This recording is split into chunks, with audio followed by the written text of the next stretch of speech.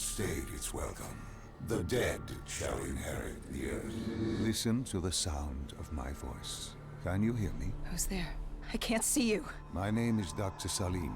We've met before. Dr. Salim, where am I? You have fallen between the world of the living and the dead.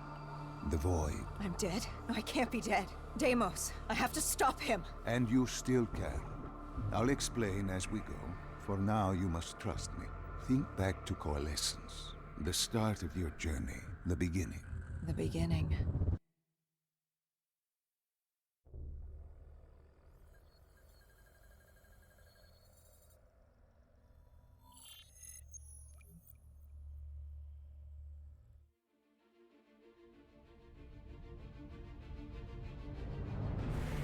It started at Coalescence Singapore in 2070.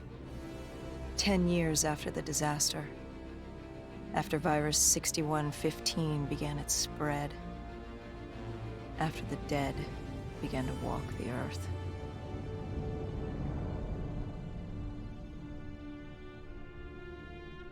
We'd lost comms with John Taylor's squad, another undead extermination team. Dead killers, we were called. With our cybernetic augmentations, we were impossible to infect. We were trained to terminate the undead.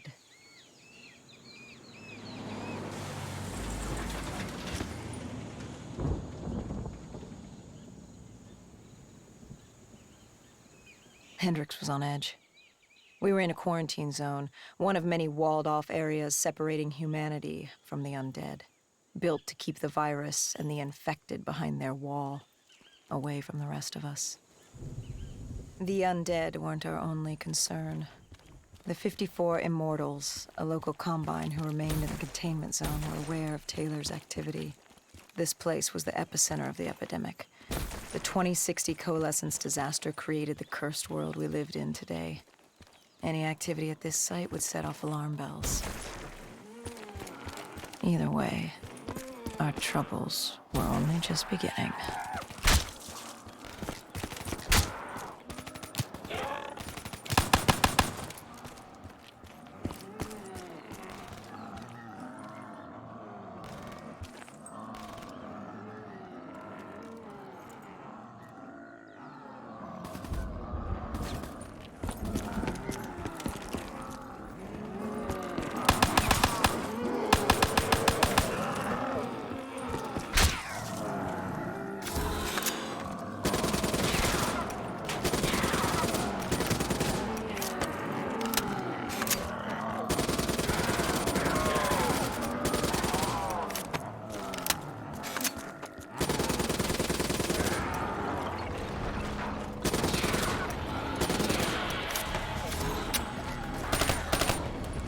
We should have known that the ASP wasn't brain dead. If we were gonna bring it down, we'd need to disable his shield and find a rocket launcher. Hendricks had a bad feeling about this. He wasn't the only one. I knew we shouldn't be there.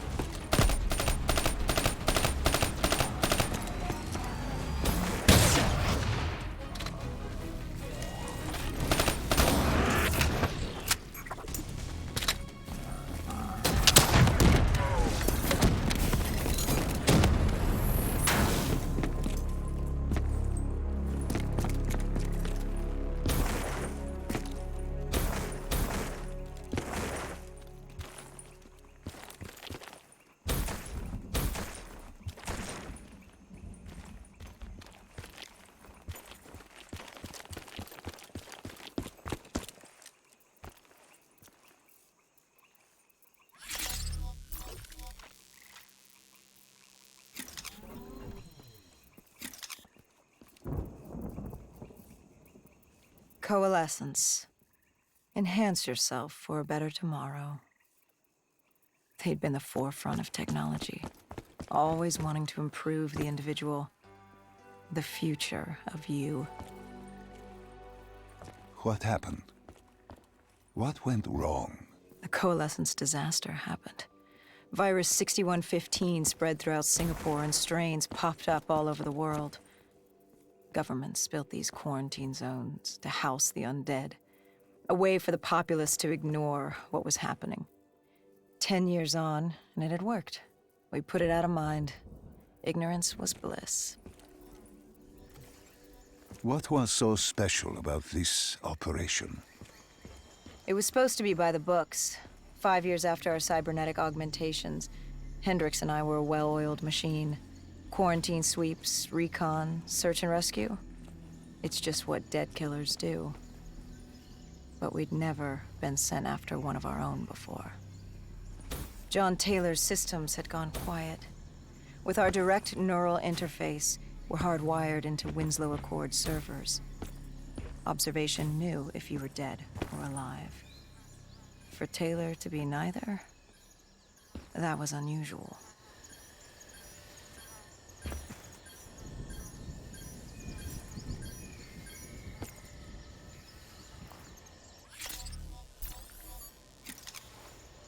We located an EMF source and uploaded it to Central.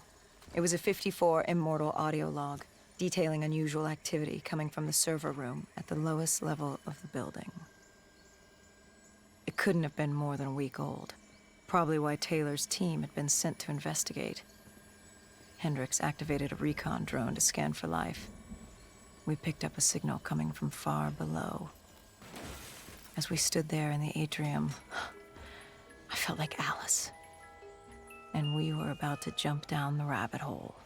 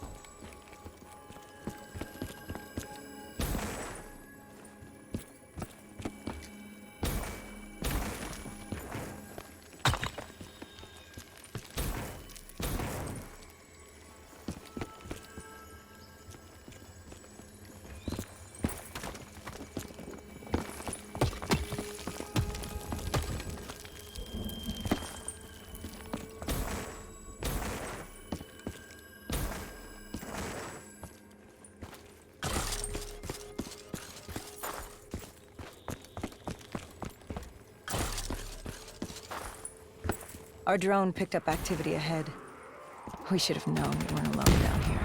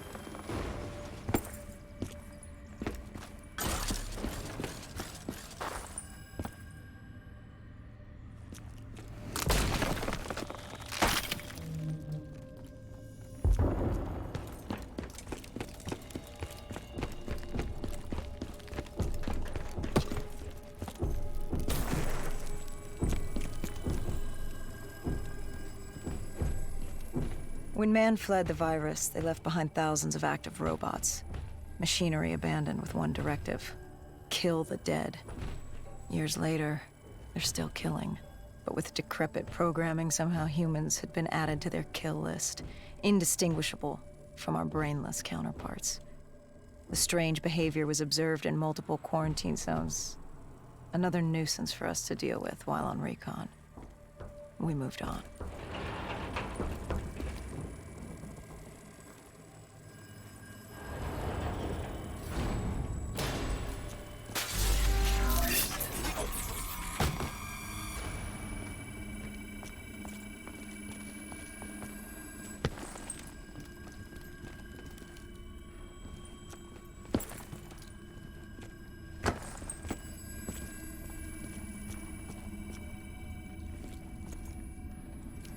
We reached the silo's floor, but the signal came from lower still, below coalescence.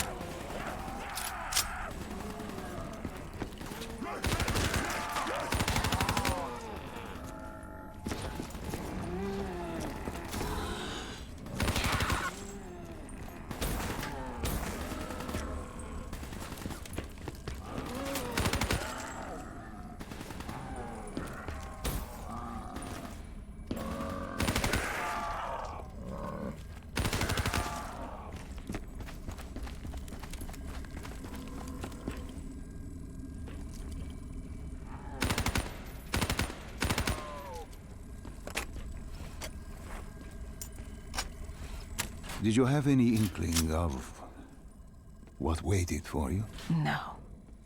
In hindsight, we should have put it together.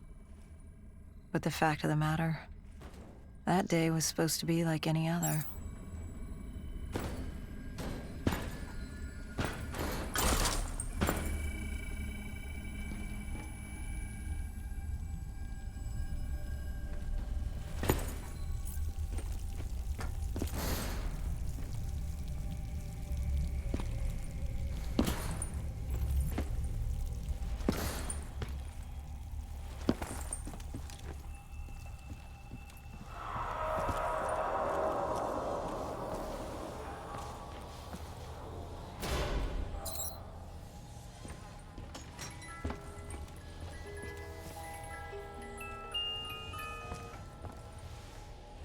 What did you find below Coalescence? A CIA black project. Project Corvus. Unknown to the world, and unknown to most people in the know. As off the record as it got. A redacted footnote in Langley's history book. Part of me wishes we just turned back. Why? It would have been easier. For me. For Hendricks. For the world. Is it such a bad thing? To want to be blissfully ignorant in the face of daunting adversity? We didn't have a choice. Those who find fate thrust upon them rarely do.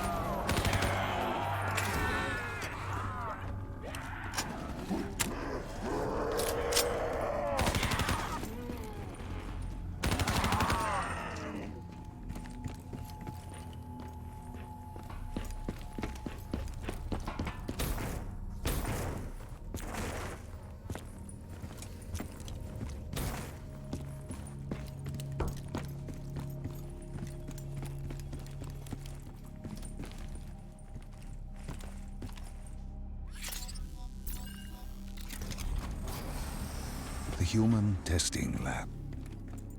What awaited you there?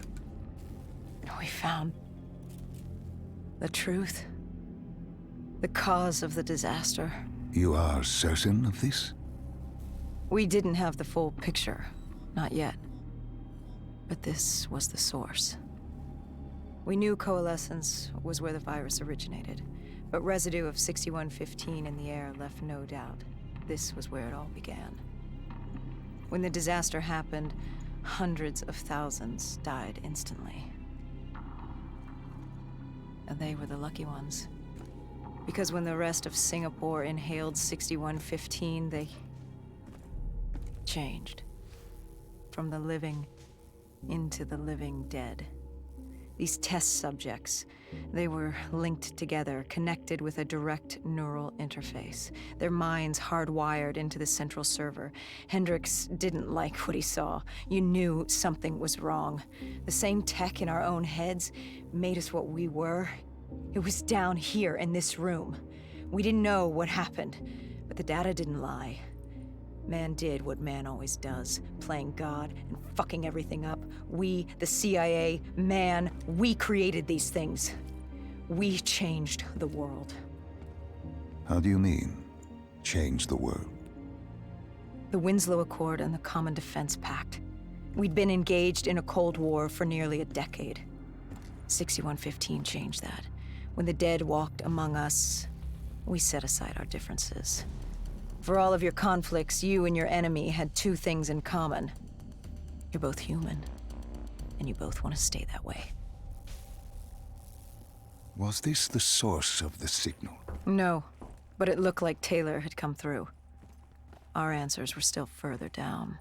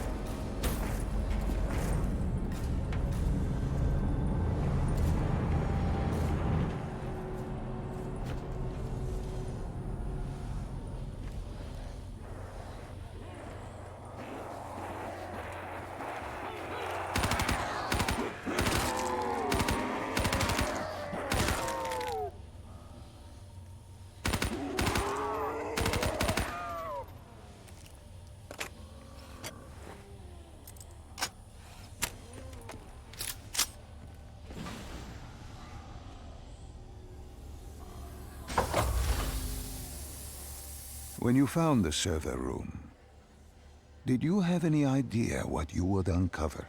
We couldn't have known. What we found was... We found Sebastian Diaz. One of Taylor's. Another dead killer. Our friend.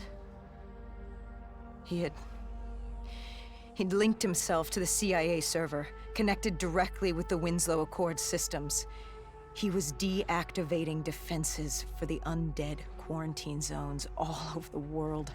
The massive walls containing the spread, keeping us from the undead. Deactivating the defenses would let the flesh-eating hordes loose upon the living. It would end humanity. We had to stop him. The only way to stop him now was by destroying the server.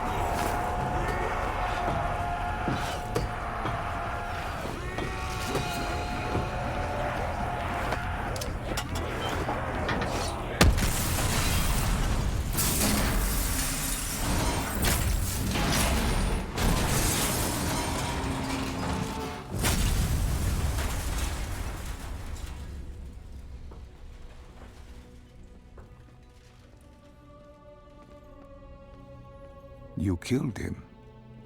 Your friend. He left us no choice. Hendricks wasn't happy and let Diaz know that. He'd unleashed the dead upon the world. Hendricks knew what he had to do. You needed to find out what he knew. What he knew about Taylor.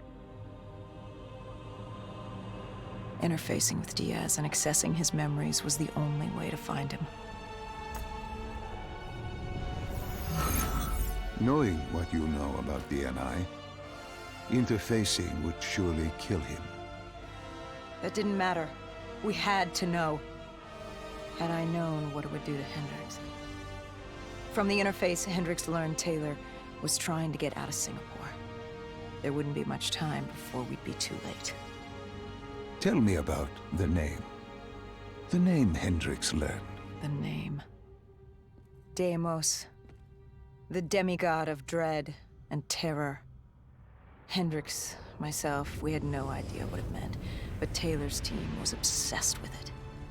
But more importantly, we learned our arrival on site wasn't a secret. We had company. Go Julan, leader of the 54 Immortals. The Winslow Accord had no quarrel with them. To their credit, they had no idea we were down there. Had they known... well, I'm not sure things would have gone any differently. The Immortals had worried for years about another outbreak. This was the final straw, and contamination was a risk they weren't willing to take. They blew the supports and let the ocean flood the building. We needed to haul ass and get the hell out of there.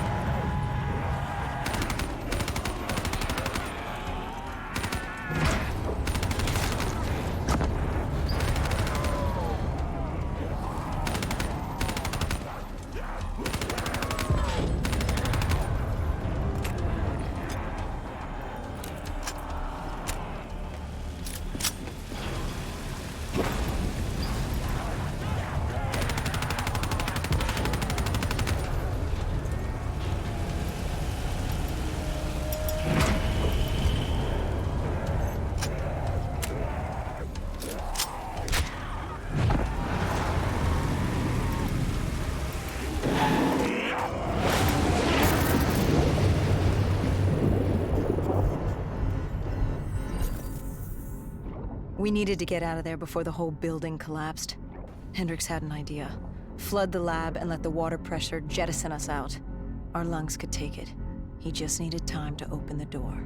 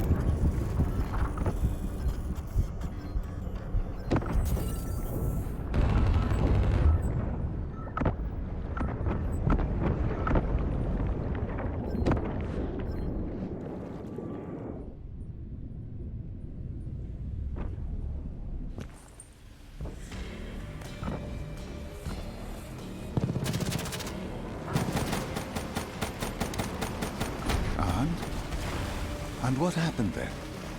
We got through it. We survived. Taylor's team was making their way out of Singapore. But we weren't giving up that easy. We still had a chance to catch up before the quarantine zone collapsed entirely. We couldn't make sense of what they'd done. Their motivations, their actions. There was no way to explain it. At least not yet. To figure that out, we needed them. And we also needed to get the hell out of Singapore. That was the day everything changed.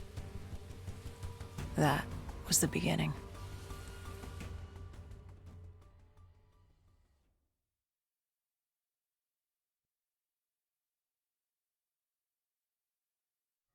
All right, Salim. I told you how this began. Now tell me why. How do I stop Deimos if I'm dead? Your body is dead, but your mind remains alive. I'm connected through your direct neural interface in your subconscious. To save humanity, you must open the portal. With your body gone, the only way to do this is to train your mind. Train my mind? Relive the events preceding your last. Only then can you alter them, change them. Now this is insane. Let me show you. Think back to when you first met Taylor.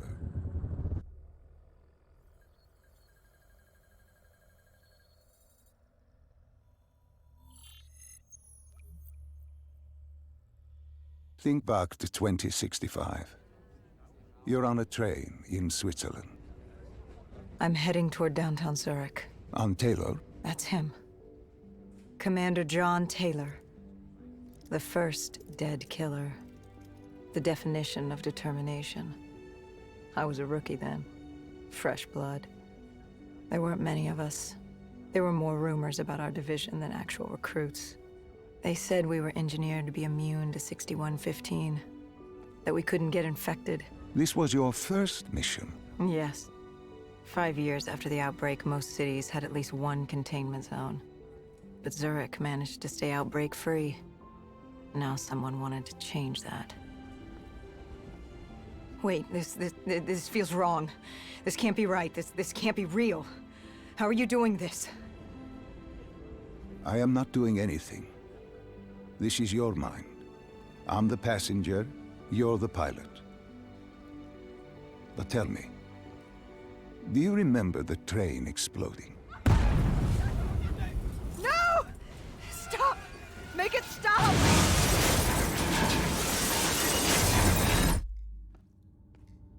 Dr. Salim, What's happening? What's going on? You must be calm. This is your memory, and you dictate the truth. But your mind can play tricks on you. It can deceive you, and it can lie. This never happened, but it nearly did. You and Taylor stopped it. How can I see something that never happened? What the hell am I seeing? And why does it feel so damn real? The human mind is fragile, easily swayed by an incorrect recounting of events. This was one outcome your mind feared. Start from the beginning and take me through the mission.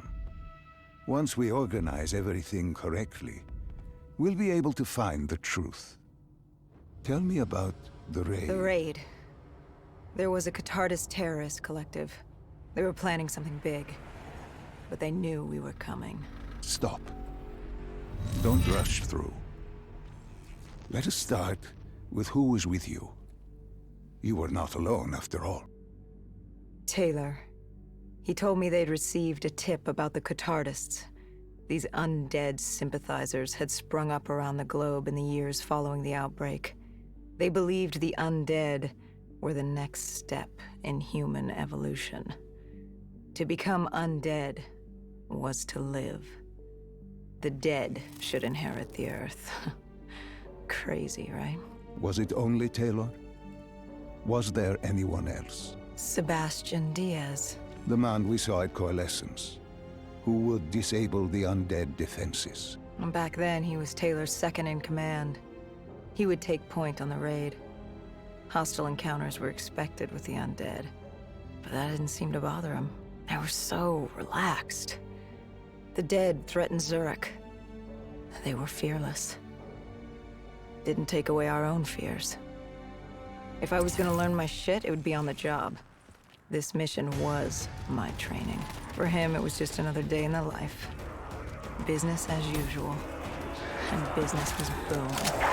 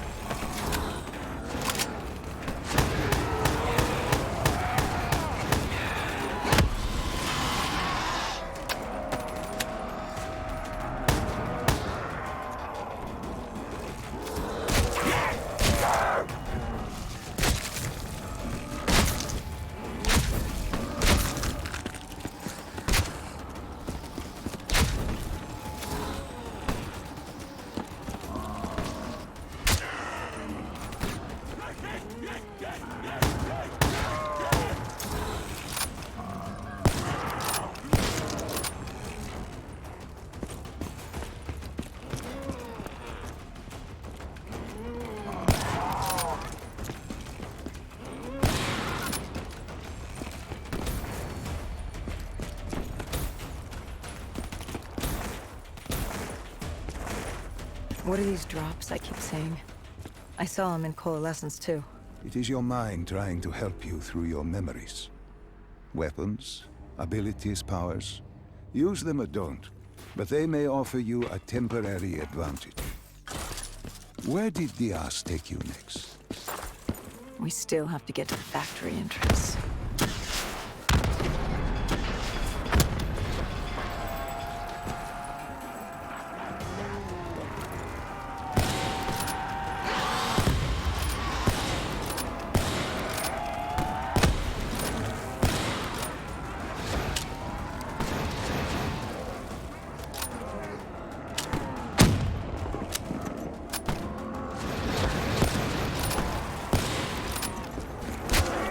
Yeah!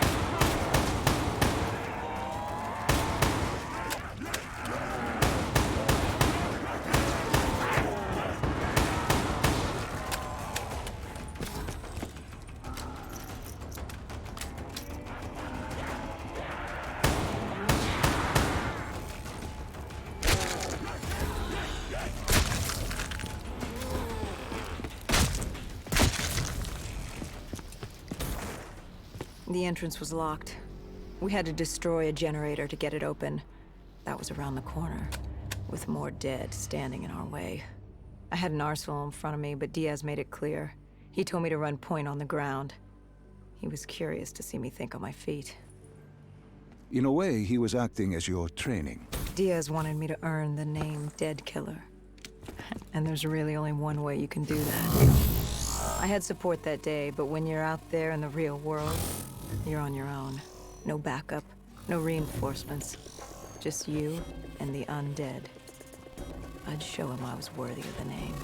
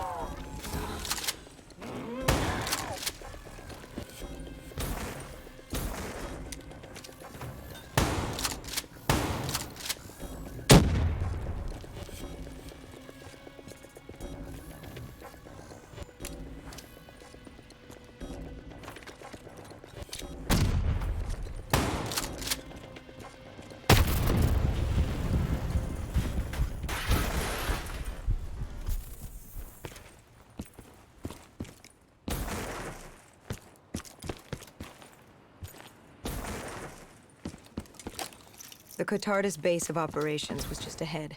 Once we were inside, we'd be able to figure out what they were planning.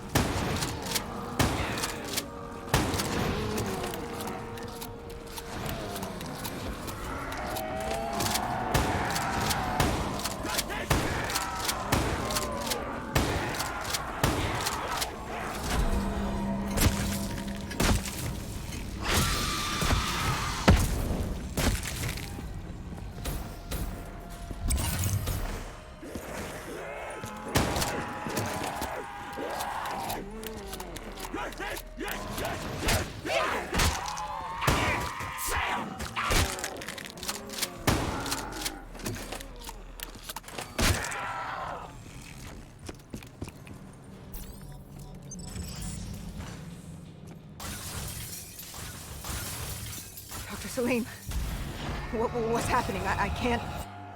No, stay with me. Come back to my voice. I can't. I don't understand. Tell me what happened. I don't know.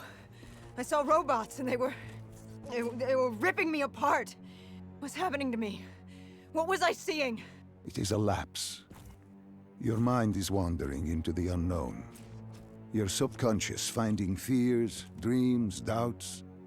Stay with me. Stay with my voice. You're still in the factory. You were about to make a discovery. Yes, there was a console ahead, and Diaz told me to interface to get access to their network. We had to find out what they were planning. Had you ever extracted information with your DNI before? No. Nothing can really prepare you for it. The flood of data, endless streams of infinite information, it's instantaneous, and it's an eternity. What did it show you? The Catardus had a contact, an inside man at Coalescence World Headquarters in Zurich. We had his address, ID number, security details, the last of which was most telling. He had extensive security clearance at Coalescence. Specifically, he had access to 6115. The virus. Then let us do just that. Let us find him. Take me to his apartment.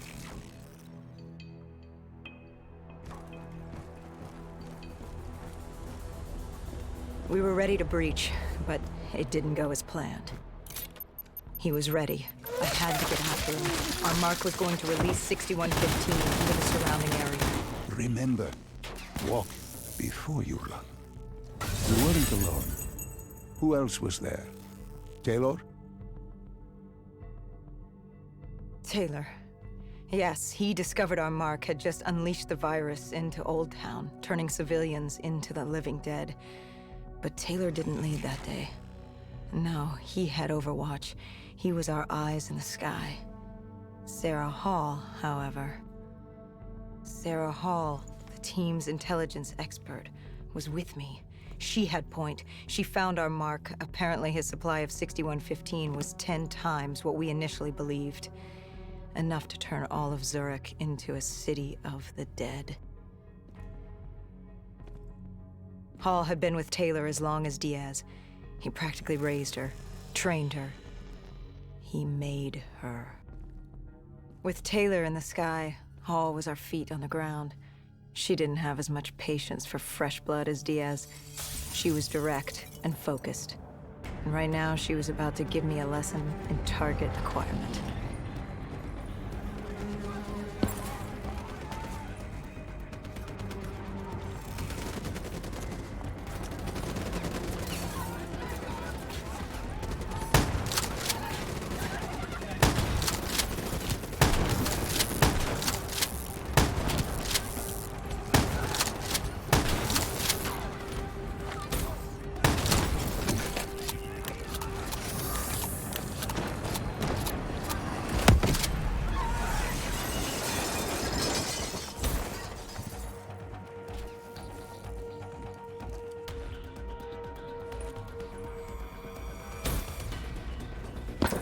This guy didn't mess around.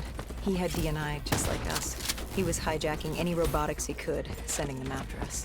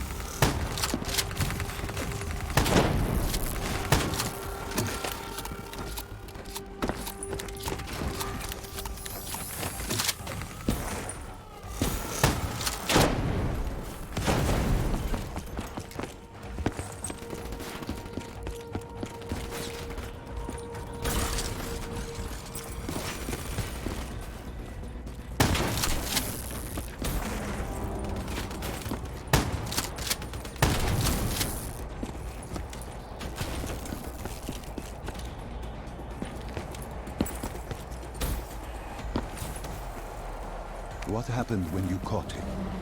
Our mark was bleeding out after that fall through the ceiling. Time wasn't on our side, and we needed information. So what did you do? I would do what Hendricks did in Coalescence. I had to interface with him, extract the information from his memories. You make it sound cold. You would be diving into this man's mind. A dangerous task. A terminal task. I know, but you have to make it cold. Detach yourself from the person. It was our first time performing this sort of interface, and Hall wanted to get that point across above all else. It's nothing personal because there is no person. They're not humans. They're databanks for pilfering. Even though it would kill him. Even though... It's ironic, really. Ironic? Hall teaching me how to raid a person's mind. It wouldn't be long before... Well, we know what happens to Hall. What I do to Hall. But we do what we have to do. This was the world we made. If we don't do it, if we can't sacrifice the individual, how do we protect everyone else? That is a heavy burden to press upon the individual. If not us, then who? This was what it was about. Being part of an undead extermination team. Being a dead killer. It's about making that sacrifice. Making the ultimate sacrifice. What did you find? What secrets did your databank have to share? The Cotardus group had set up shop deep in the subways. Whatever they were planning, the answers were there. Information that would stop the bomb. Save millions of lives. The greater good. Yeah. The greater good. Taylor joined us. If we were going to move on the subway, we had to act fast. The attack, whatever it was imminent. And your mark? What happened to him after your interface? He was gone. Dead.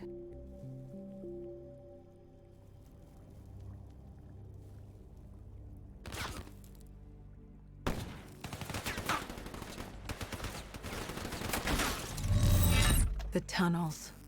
We tracked down the Cotardus operations, and they were putting up a good fight. Who joined you in the tunnels? Taylor oversaw the operation, but the lead on this was Peter Moretti, the last of Taylor's team, an explosives expert. He was the guy you wanted when you needed to blow shit up. He was damn good at blowing shit up. which made him perfect for the fight ahead. Fearing discovery, the Catardus Collective had an armada of undead and patrolling robotics guarding the facility. I won't lie, it's strange seeing Moretti like this, knowing what happens next. He was crucial to finding Taylor, to finding Deimos. You mean the refineries in Cairo? He had a pivotal part to play. He just didn't know it yet. What he knew then was the way to the hideout. He took point.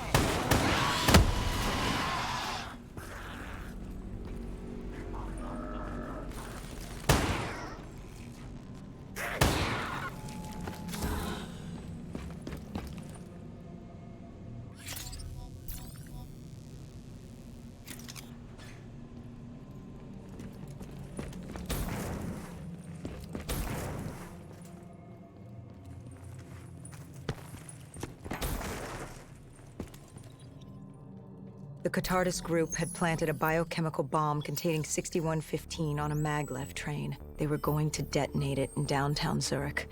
Their plan was to turn the whole city as we feared. Taylor said there wasn't much time, but I'd done good. For all the on-the-job training I'd been through, I'd done all right for myself. All that was left was to find the train.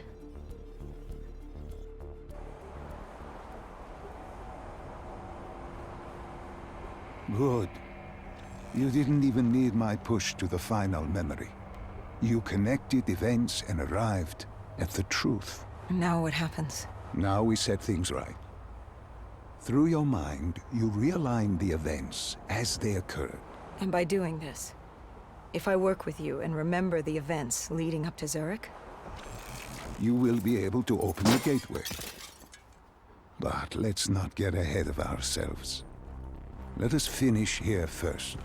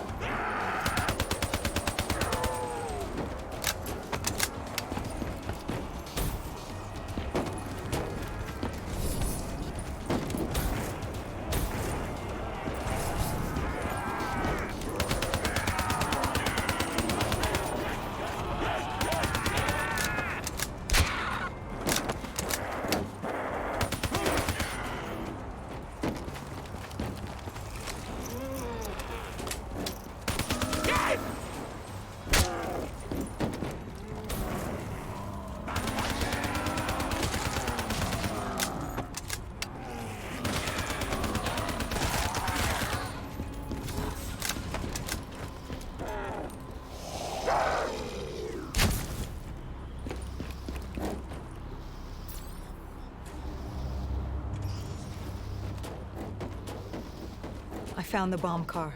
The whole thing was wired up, primed to blow. There wasn't time. I couldn't disarm it. So what did you do? Remember how we can't get infected? Some of the rumors about us were true. That's why I was there.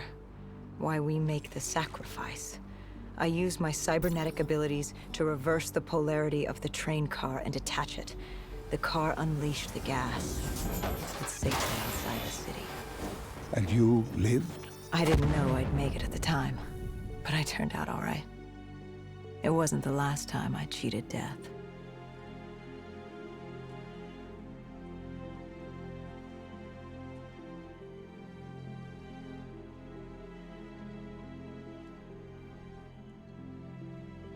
No. No. I remember this place. What are they doing to me? Dr. Salim, what am I seeing? Taylor? Why can't I move? You must let this go. Stay with me. Relax. Come back to me. Come back to the void.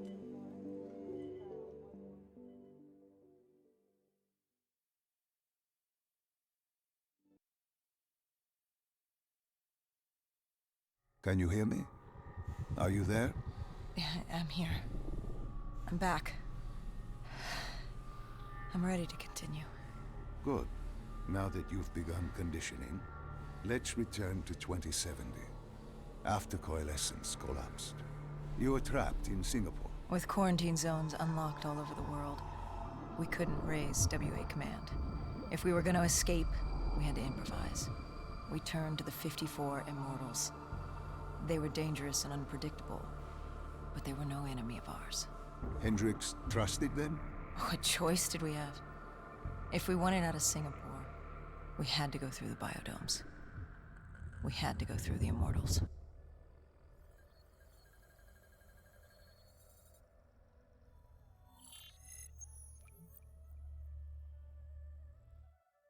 Getting in was easy. Getting out would be another matter entirely. At the time, the biodomes were the safest place to be. With the outbreak of 2060, the Immortals seized the marina and dug in. The biodomes were impenetrable. Dead-proof. Hendricks had a contact, Danny Lee. He was slimy as they come, but he could get us transport. Not only that, Taylor had beaten us out of the biodomes, and Danny claimed to know where he was heading. They had this information. Danny was convinced Gojulan had info on her central server. They were doing us a solid, really. But that didn't come cheap. They wanted food, water, weapons, reinforcements from the Winslow Accord. We agreed to their terms, with no idea if we could honor it. The Immortals were a people of their word, and quite efficient in punishing those who did not act the same. Danny was in a bad mood. The Immortals weren't exactly happy to see us. They knew our part in what had happened in Coalescence. Danny went so far as to accuse us of opening the containment zones ourselves. Hendricks persuaded him otherwise. But that didn't change how I felt. We were there. We had our chance to stop Diaz in the server room. You cannot blame yourself for what is out of your control. There were powers in play far greater than your own. Powers with far more control. You were a pawn in his game. You mean Deimos? Well, as it turns out, we weren't his only pawns in the room. How do you mean? You can get us a ride out? Sure, I'll give you that. But claiming to know where Taylor was? Know that saying, too good to be true? Something was wrong. There was something malevolent, malicious. I called Danny out. I wasn't too happy with that. But then again, we assumed he was just scared. The outbreak now occurring worldwide was unprecedented. We were all scared. Up till now, we'd become complacent. We got comfortable. The dead had stayed in their cage, and we kept pretending nothing had happened. Taylor and Diaz changed that. Pandemonium, riots, civil war, countries were already tearing themselves apart, in many cases before the dead even reached them. But Danny wasn't scared. He was stalling. and it only took us another moment to find out why. The ghost siblings. Danny set you up. No, no, no. This was different. It was their eyes. Hollow. Empty. Void of life. Like they could see right through me. They all had it. Just like Diaz. It was only later we found out all higher-ups in the Immortals were outfitted with D&I. Like us. If only we'd known the part our own technology would play.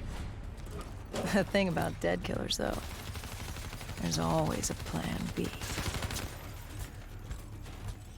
We had a robot squad in place, ready if the situation took a turn. Gojulan bolted before our robots got her. She was headed for the server room in Cloud Mountain, the only place we could put in the call from transport. It became quickly apparent that uninvited guests had joined the party in the biodomes. The dead were flooding into this safe haven. It was about to become hell on Earth. We had to move. We had to get to Cloud Mountain.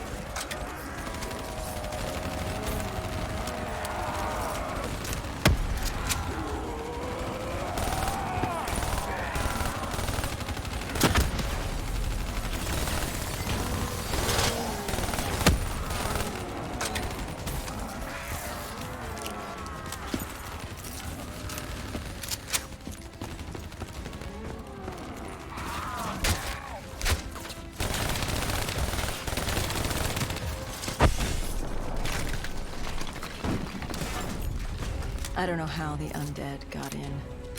A forgotten open gate. A child's mistake. A poorly nailed board over a window. It didn't matter. It was spreading fast. We were already outnumbered 20 to 1. The remaining humans scrambling away were locked in their homes.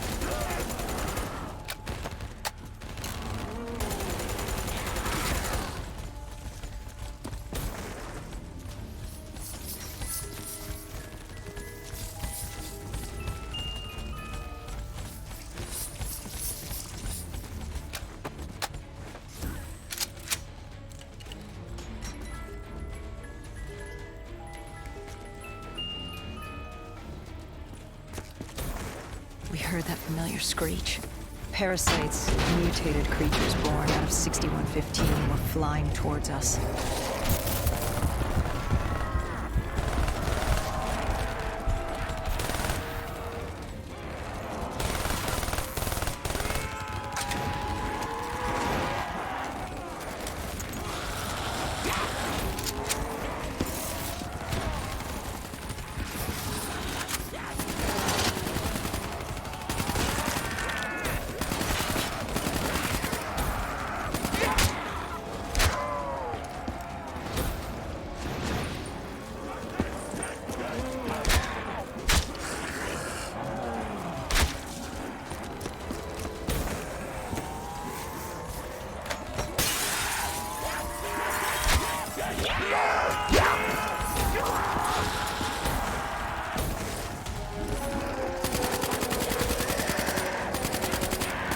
With the shipping yard cleared, Cloud Mountain was just ahead, the server room at the top. We had a long climb ahead of us.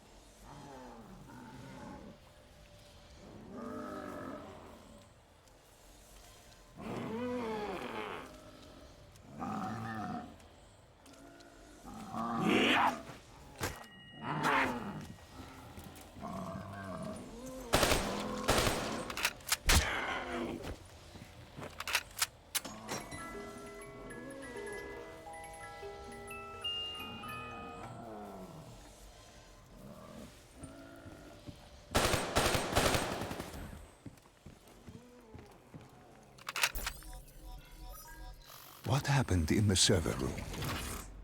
By the time we got there, Gojulan encrypted her hardware, locking us out of the central server. Hendricks stepped in, but we were a few seconds too late. Damage was done. Why did she lock you out? It didn't make any sense. Sure, we weren't on the best of terms, but this wasn't her. Something else made her do it. Something was controlling her. The encryption used a biometric hand scan. Hendricks tried to unlock it. But the Go siblings were smart. They'd set up an access system requiring both of their hands for authorization. And her brother was shredded with bullets back in the bar. We could hear the horde coming, and we only had one sibling. But she did have two hands. You chose to cut off her hand. Why? I hoped the biometrics were interchangeable, allowing the siblings to use either reader. If we were calling transport and getting out alive, it had to work. Lucky for us, it did. Hendricks interfaced with the system. He was able to raise WA command. We needed a ride out ASAP. They had a VTOL a few minutes out. Rendezvous was set for the top of the dome. But Hendricks wanted to know what Gojulan had on Taylor. Anything, even the smallest detail, would be helpful in picking up his trail. That would take some time. And time was something we didn't have. Hendricks searched the archives. I dealt with the incoming horde.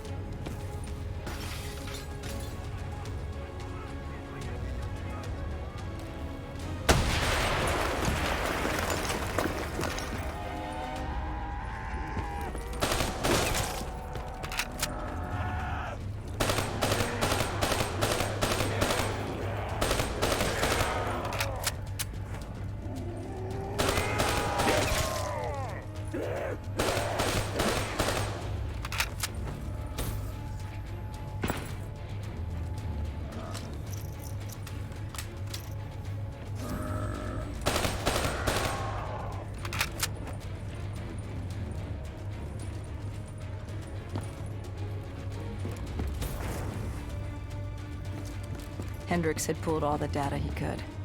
I hoped it was enough. Our pickup was in position. It was time to get the hell out of here.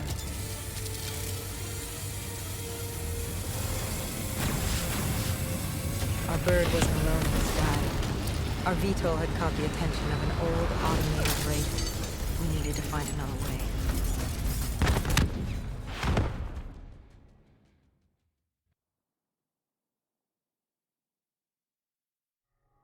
This wraith tailing you.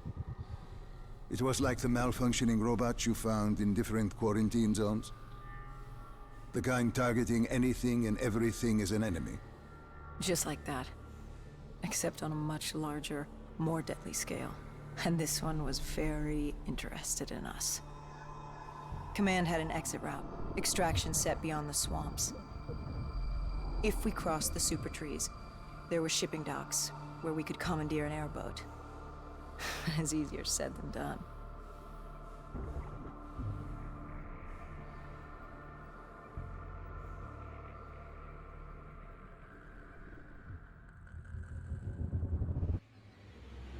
Between the flesh eaters and that wraith eyeing us, the super trees would be no walk in the park. We had to haul ass and stay out of sight. But they weren't our only concern. Winslow Accord picked up chatter ahead. Apparently, we weren't the only humans using the docks to escape.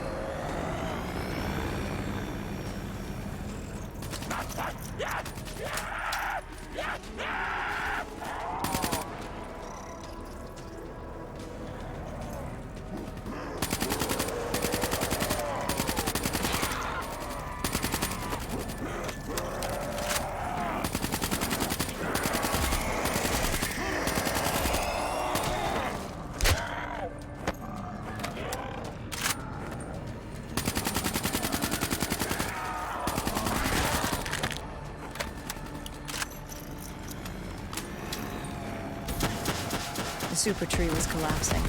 The only safe route to the docks was up.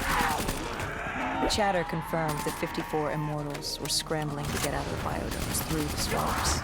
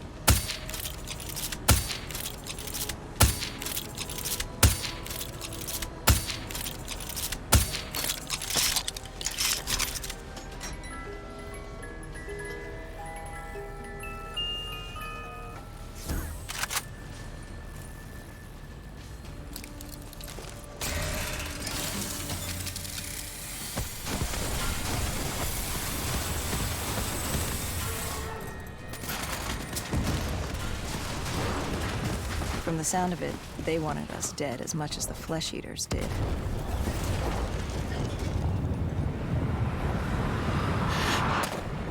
Looked like we were jumping from one bad situation into another.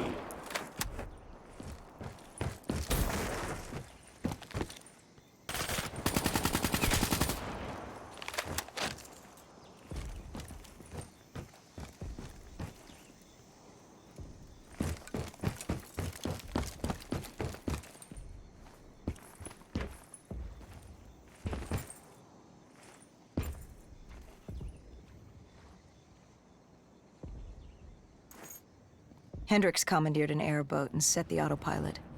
We had undead on our ass, and more 54I ahead. And that rogue wraith wasn't done with us yet.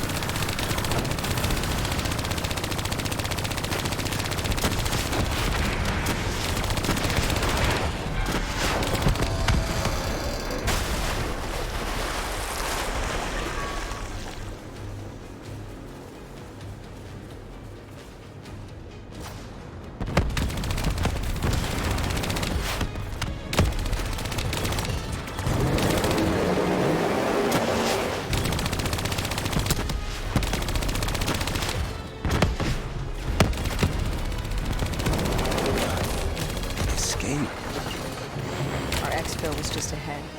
We were getting out of sync. What about Taylor? What did Hendricks learn from the server? Nothing. It had been wiped.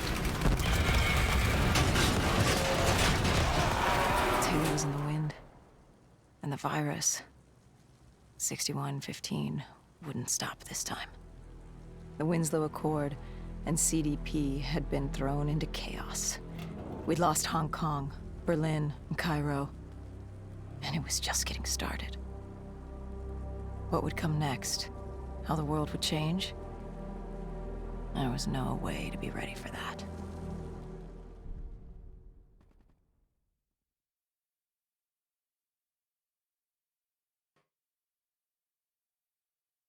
"5 years. 5 long, dark years. Opening the quarantine zones did exactly as we feared. And by 2075, what was a contained situation gave way to anarchy. Humanity's numbers had been reduced to a few hundred mil scattered across the globe. The undead had risen to 7 billion. Taylor was in the wind, a faded reminder of our inability to stop Armageddon. There was still a Winslow Accord kill-on-sight ordinance in place, but he was a distant memory, until the aquifers. We were on a routine bombing run outside Cairo. Our orders were to bomb the dead into the next life.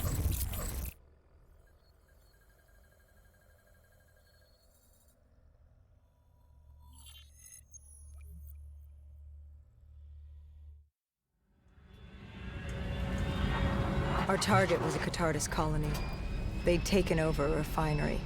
It was a well-armed facility protecting them and the dead they worshipped. Top priority was to cut off their comms and leave them in the dark. But first, we had to clear out their defenses.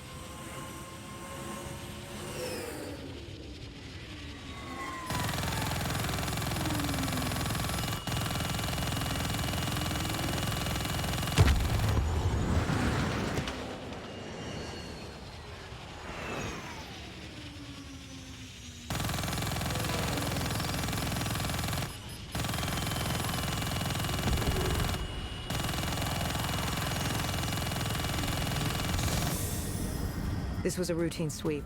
Every time another sympathizer colony sprouted up, we'd squash it back down. As far as we were concerned, we were doing the world a favor.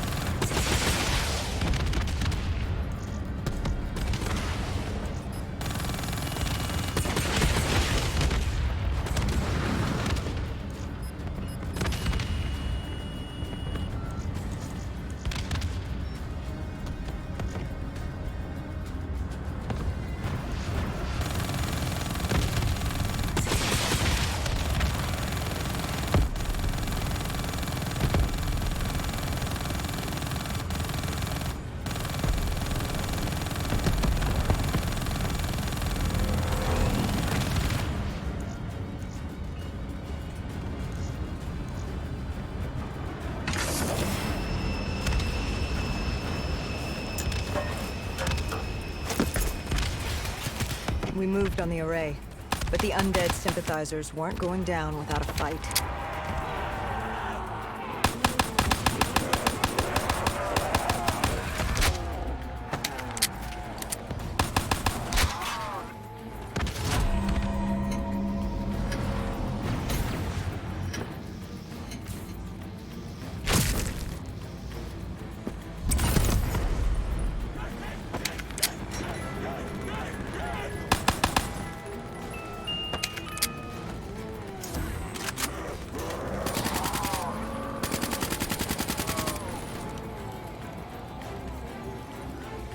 Our support detail needed a few moments to disable the array. Lucky for me, I had more hostiles to keep me occupied. Disabling the comms would take some time. Our support detail dealt with that. I dealt with reinforcements.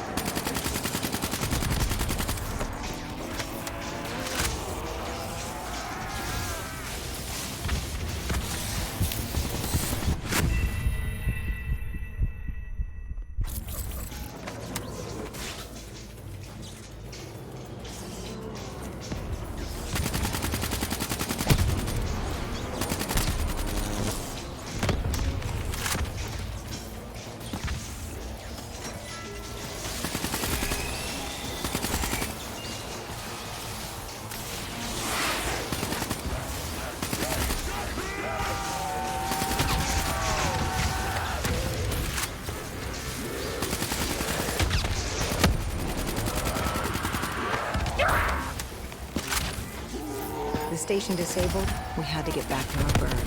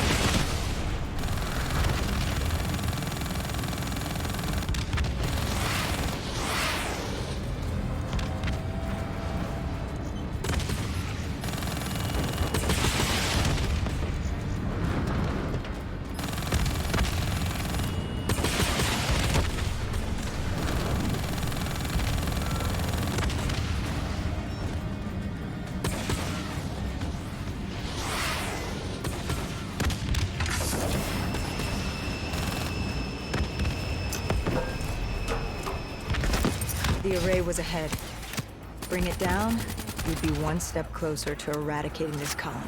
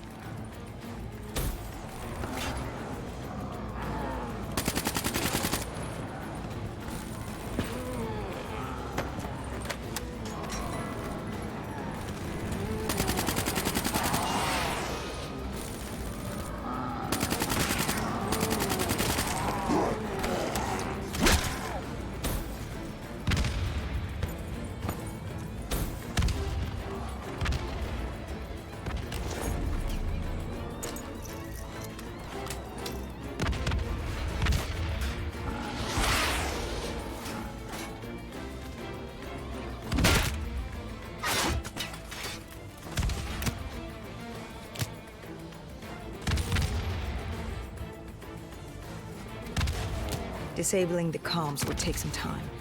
Our support detail dealt with that. I dealt with reinforcements.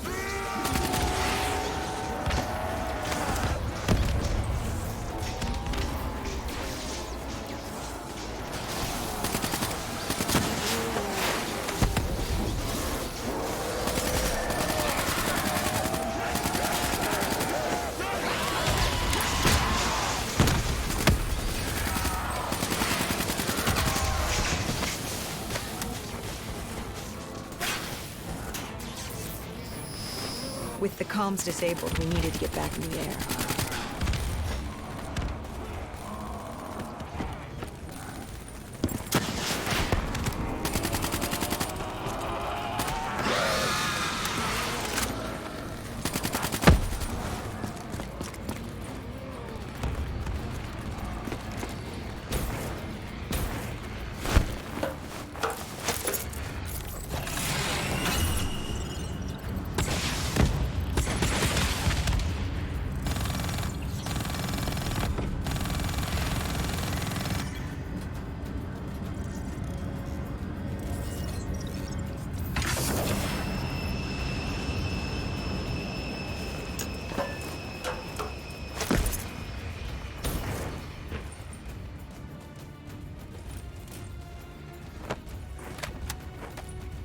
With their comms jammed, the next step was to breach the control room to take back the facility.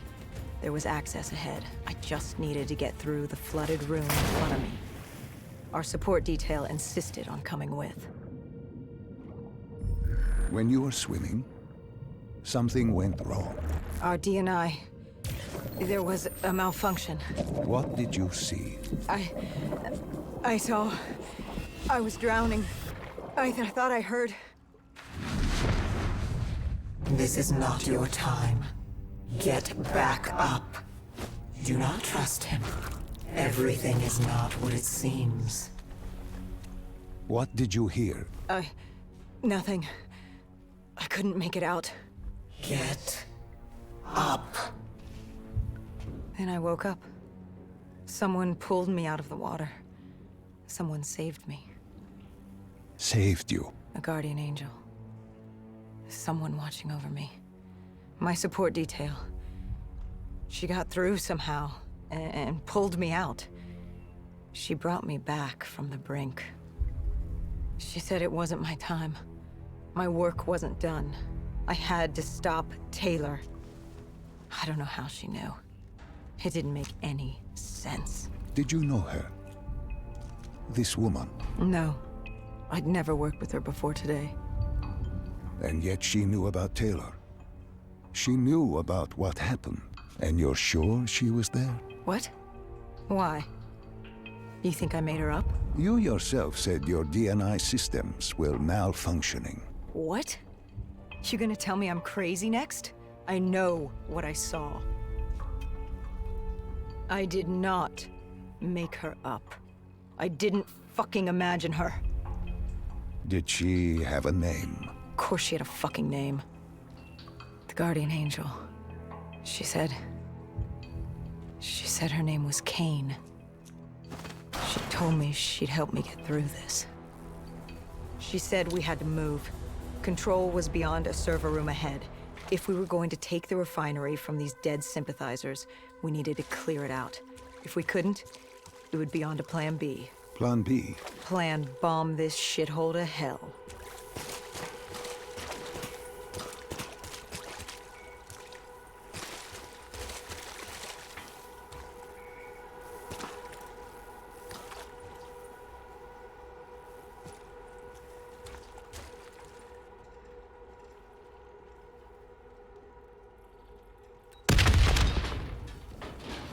We prepped to breach, but it turns out our enemies planned ahead.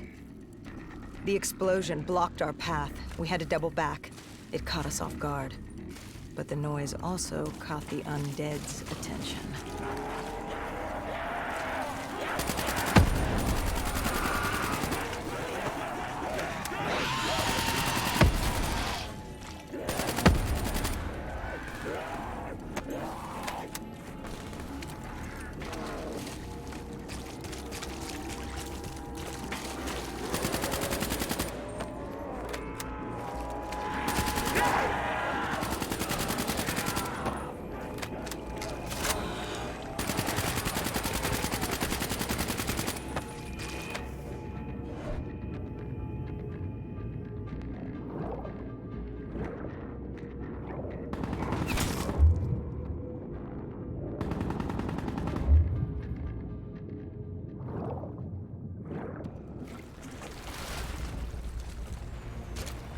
We regrouped with our allies.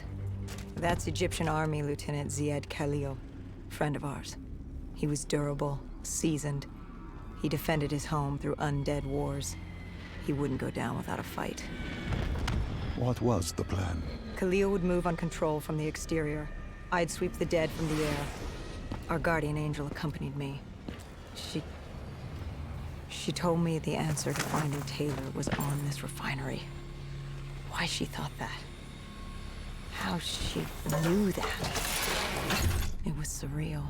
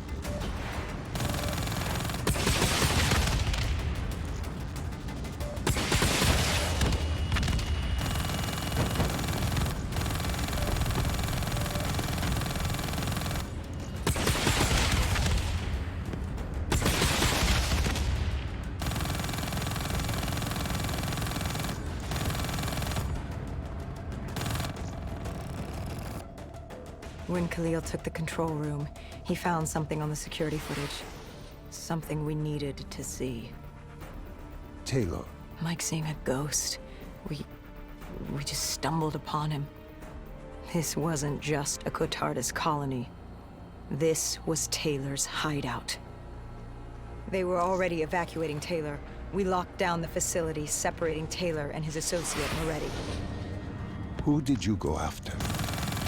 It was too late for Taylor. The Cotardus put him on a VTOL. We'd go after Moretti. Command informed us the kill order was still active. Hendricks didn't like that, but it wasn't his call. How did you feel about it? 5 years.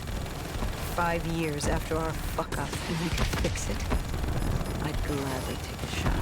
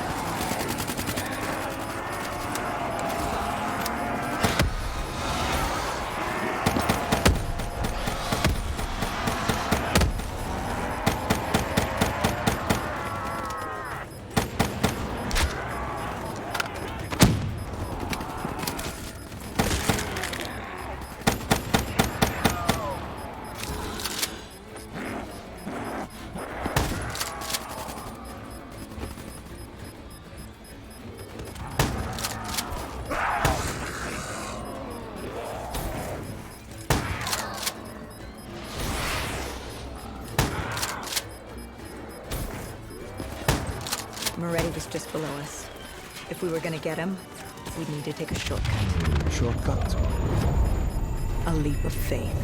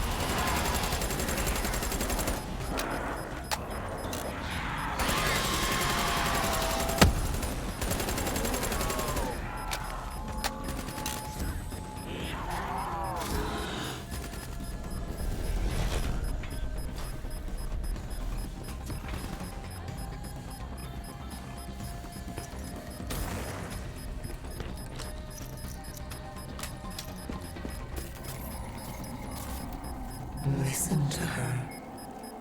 Trust her. Find Taylor.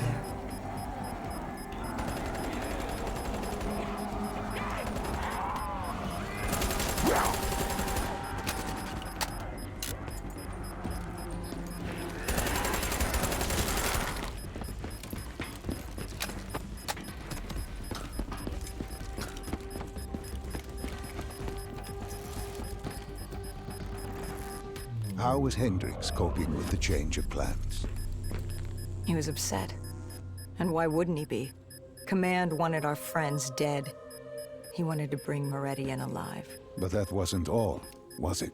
No, Hendricks had been different since Singapore. In what way? Every way. Aggressive, angry. He was losing perspective.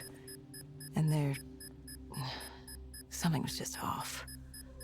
I should have known what happened. How could you have known? Even if you had, what could you have done? You seem so certain of his intentions. We all battle inner demons and our choices. Hendricks, Taylor. That whole team rose the ranks together, fought alongside each other. Friend. Little did we know one of his friends was watching us. Moretti had locked himself in the security room. Only way in was to cut the power. To do that, we had to overload the generators.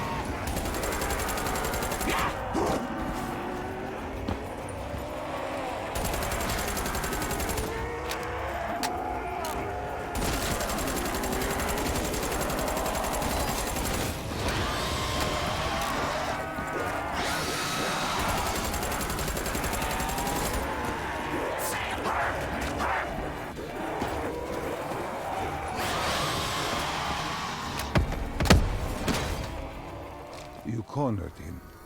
What did Moretti say? He said that name. Same as Diaz. Deimos. He said if I wanted answers, I had to find Damien Bishop, a man we both knew from a past mission. Bishop could help stop Deimos. But first, I had to kill him. He kept saying, this isn't me, this isn't me. He kept saying Deimos made him do it. So I granted his last request.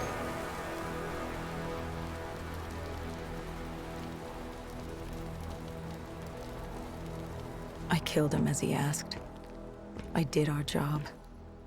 It didn't sit with Hendricks. Can you blame him for his outburst? Hendricks was pissed because Moretti was our link to finding Taylor. A link I just severed and split open on a spike. And the guilt I carried all those years that I channeled inward, Hendricks channeled outward. At me. This was our chance to fix our mistake, and I fucked that up. Hendricks said I may as well have damned the world myself. I'd had enough. I knocked some sense into him. Sometimes it was the only way to get through. I told him what Moretti had told me about Bishop, Deimos, whoever the hell he was. The mention of Bishop got Hendricks' attention.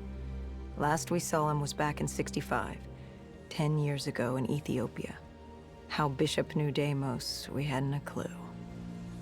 But we'd figure this shit out, and we'd do it together. But right then, we had bigger problems. The Egyptian army couldn't hold the refinery. Plan bomb this shithole to hell was a go. We had to get out of there. Now!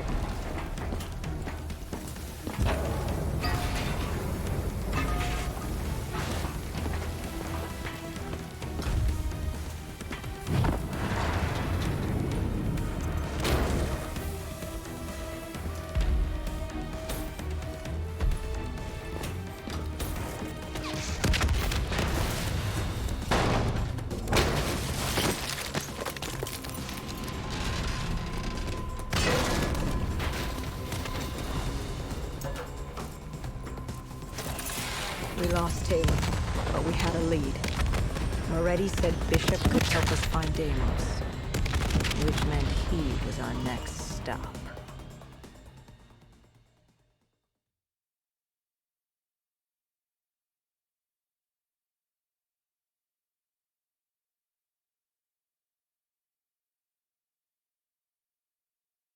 This bishop that Moretti mentioned, Damien Bishop, the man who found the cure. A vaccination to make 6115 victims human again. a cure. Did it work? It should have. Something was blocking it. Bishop had this theory. He believed somewhere there was an undead brain. A single creature controlling them as a collective hive. He believed that it somehow blocked the cure. We met him in 2065 when he made the breakthrough. News traveled fast. He and a few others were kidnapped in Ethiopia. It was a joint op with Taylor's team. We were to extract Bishop from a base overrun by the dead.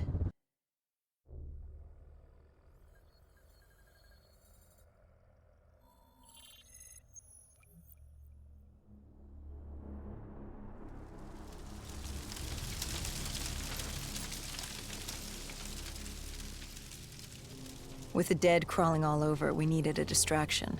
Something to keep the flesh eaters occupied so we could grab Bishop. We weren't dead killers yet, so we had to be a little more creative. And lucky for us, there were plenty of NRC birds in the sky, and the NRC's dead system still worked. Laser cannons built to auto-target any hostile aircraft. So you created the diversion. And Taylor's team prepped extraction. Unfortunately, it seemed our cover wouldn't last as long as we hoped. The remaining NRC noticed the radio silence from air traffic control and had sent soldiers to investigate. Command set exfil for a satellite station off base. We reset the dead system to target one of the automated planes circling above. Turns out the undead have a thing for giant explosions, like moths drawn to a porch lamp. And all we had to do was turn on the lights.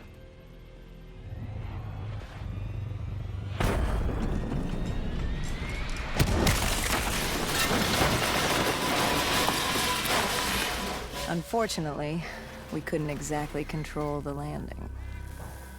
Hendricks alerted Taylor the bird was down and the diversion in play.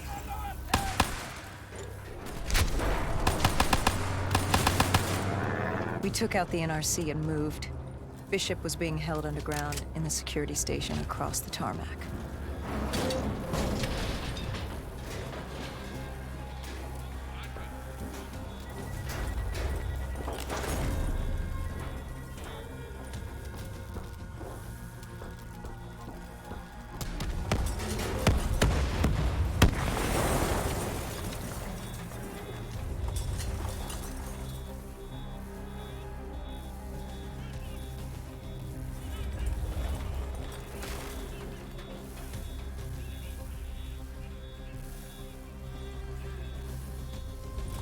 Hendricks ordered weapons down. The base was crawling with NRC soldiers and undead. No need to draw any more attention to ourselves. We crossed the tarmac. The tunnel ahead led to the security station.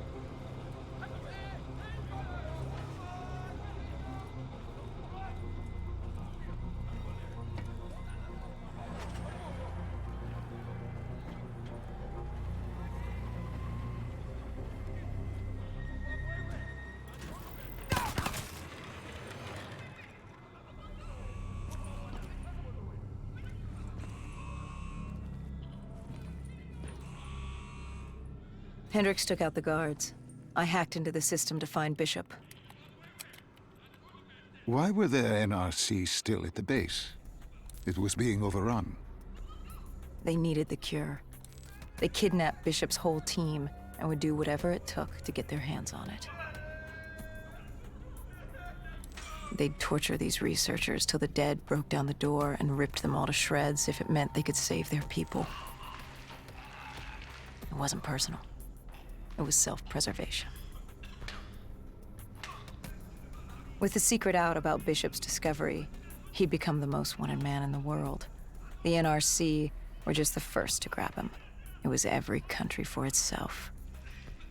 Why do you think we were there? The Winslow Accord wanted the same thing the NRC did. You can't rationalize anything when you're put up against the wall. Nothing about this was rational. It was instinctual, animalistic, survival.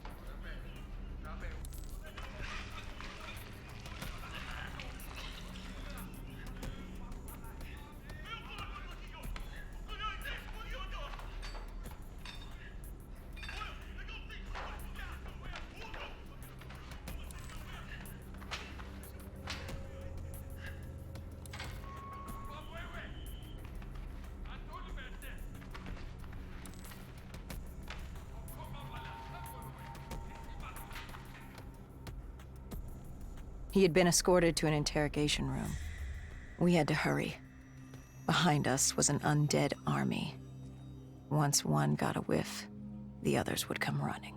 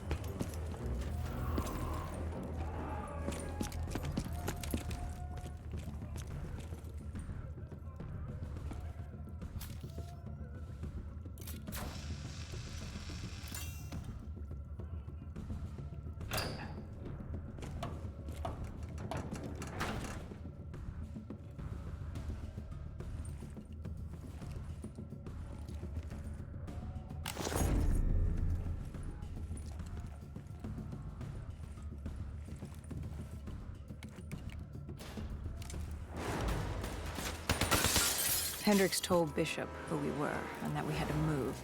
But Bishop refused to leave without the other researchers. His friends. Our instructions were specific. Bishop was our priority. We didn't like it, but Bishop refused to leave without them. It sounds like you were taking an awful risk. He said for the cure to work, he needed them. They weren't expendable. Technically, we were.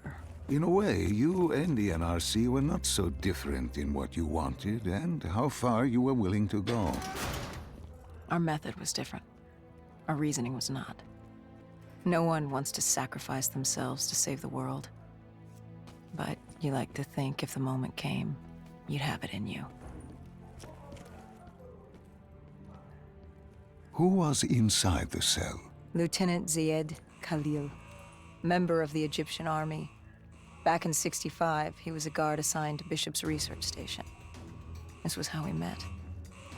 Hendricks cut him down and notified Taylor we were freeing the other hostages. Taylor said we didn't have the time. The base was swarming with additional NRC forces. They weren't letting their prize go that easily. There was a tunnel full of hostile soldiers between us and our exit.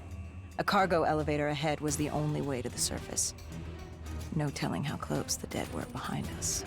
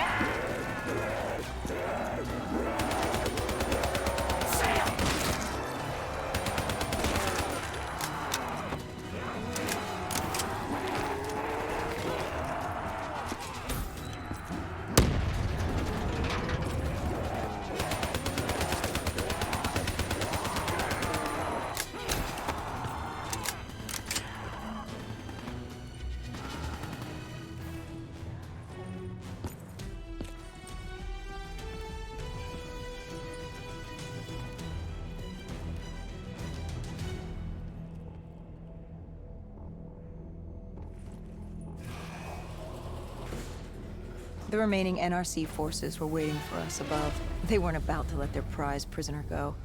If it meant getting the cure and saving their families, they were willing to die for it. And they weren't the only ones. We'd never seen dead killers in action before. To us, it was a spectacle. To them, it was just another day in the life. Wait a minute. Do not be deceived by his lies. Remember your past. Remember when you first met John Taylor. Remember the truth. Wait, this is wrong. This can't be real. I told you I met Taylor in Zurich during the 2065 Catardist Uprising, after I became a dead killer. But here I am with Taylor, and my limbs haven't been replaced yet. I'm still human. Why did you tell me that the first time I met Taylor was Zurich? Focus. You need to complete this memory. What was Taylor's plan?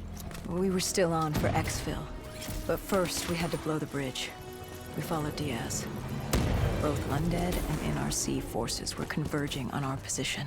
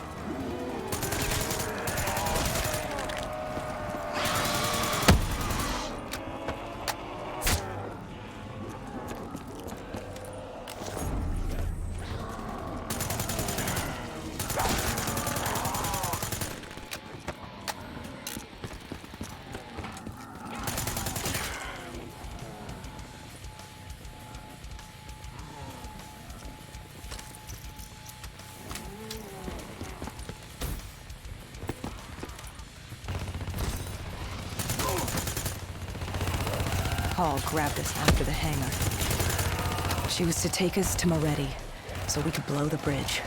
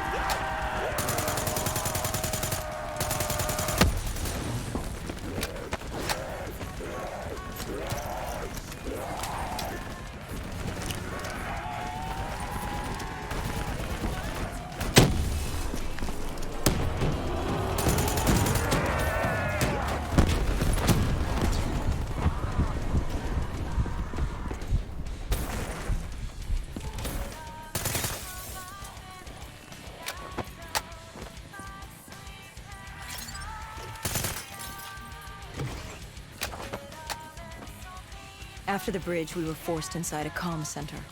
Moretti took point. The rendezvous with Taylor was an APC garage just ahead.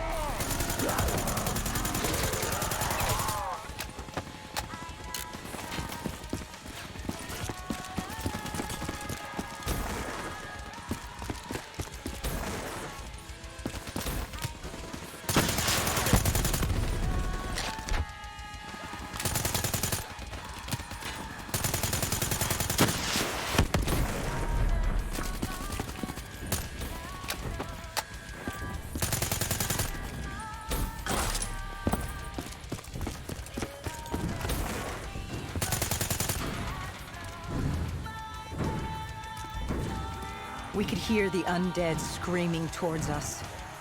But that wasn't all. A robot horde was moving in. And Taylor would need some time to get the door.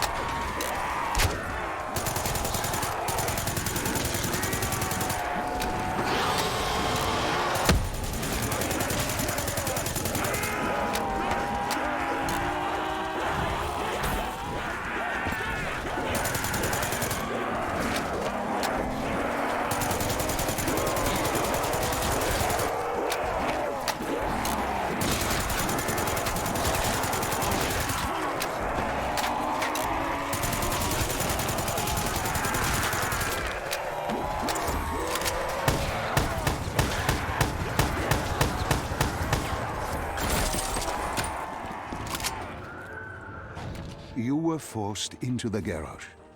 What happened there? Hendricks wanted to go back and get the other hostages. Taylor said Bishop was priority.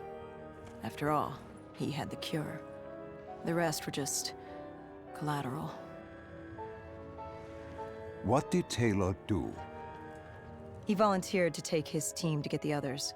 We were to take Khalil and Bishop to Exfil.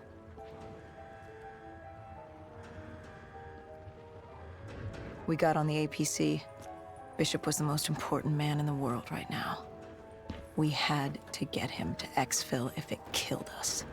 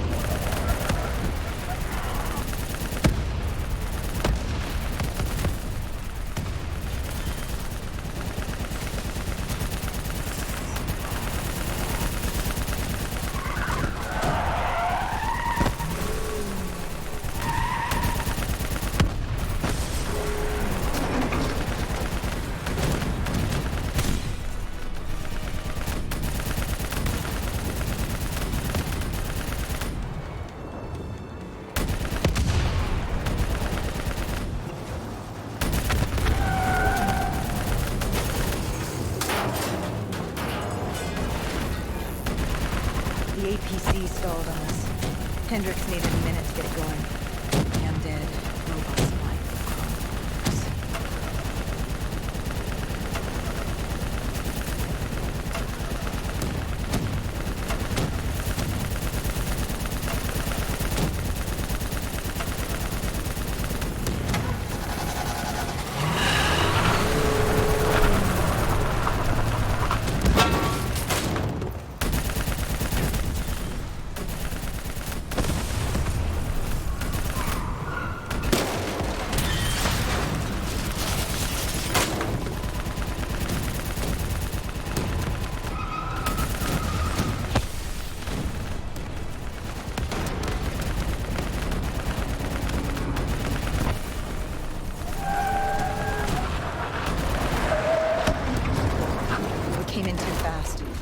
The APC spun out and crashed. Hendricks moved Bishop into position. The drone evac was inbound. Once secured in the drop pod, it would return to collect. We just needed to hold back the Horde.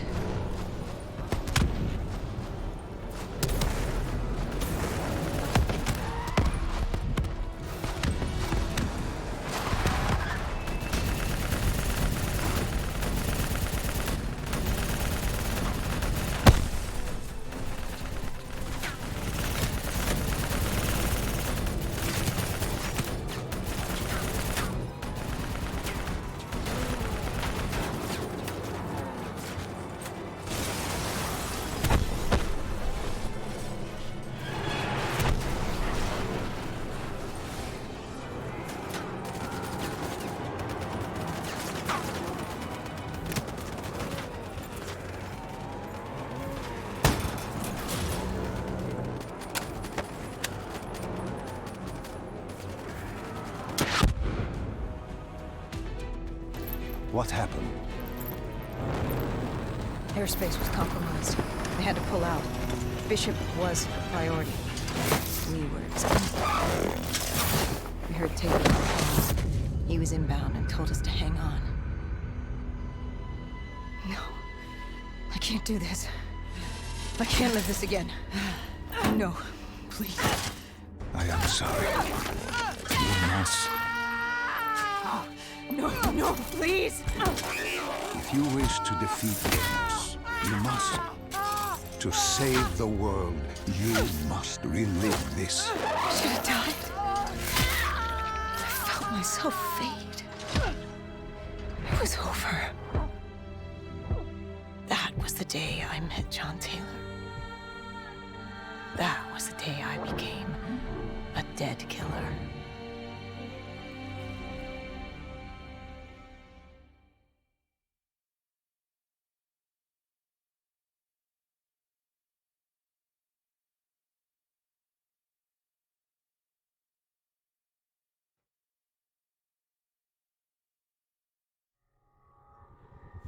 That was the day you met Bishop, the man who found the cure, before he died at the Cairo aquifers. Marathi told you to find him. On Moretti's instruction, we sought him out. We told him what we knew, which at the time was just a name, Deimos. He didn't know much, just that Deimos was responsible for the outbreak, and that a safe house in Singapore had a dossier on the guy. So we returned to Singapore. Little did we know, Gojulan had taken the city, and somehow gotten the undead to obey her. If we were gonna get to the safe house, we'd have to go through them.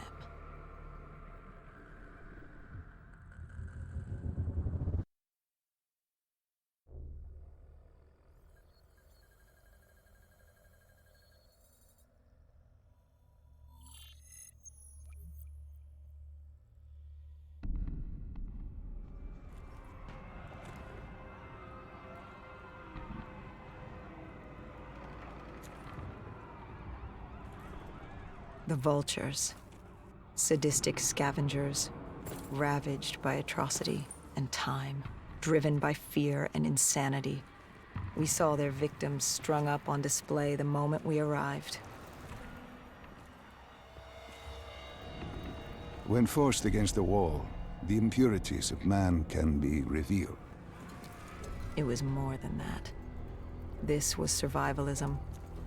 When only 1% of the world's population is human, you either died and became the undead, or you survived by preying on the living.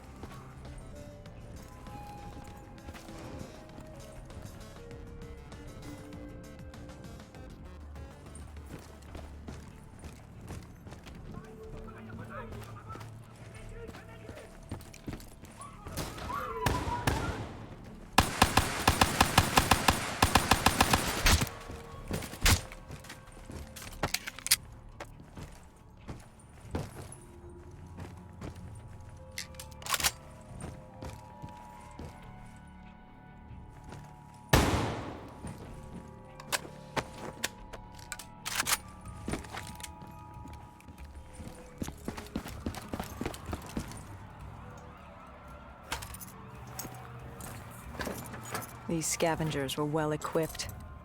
I suppose that's what you get when you prey on your fellow man. We made quick work of them.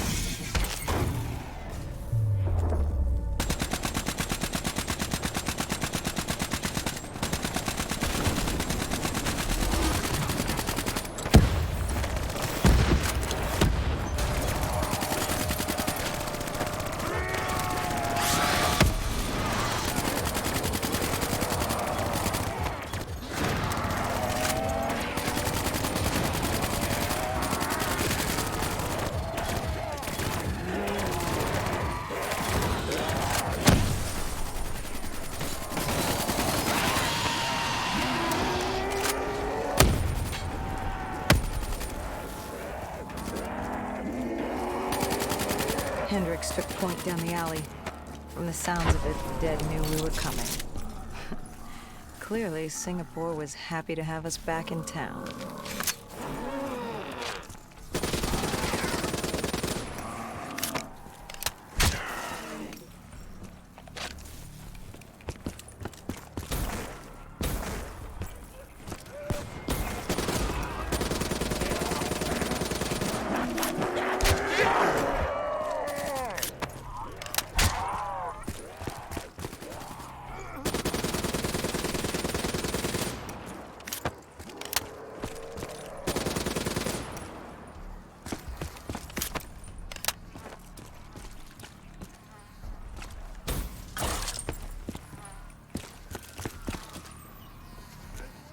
Overwatch confirmed the vultures were converging on the safe house. Civilians spotted on site. We didn't know if we could get through without additional collateral damage.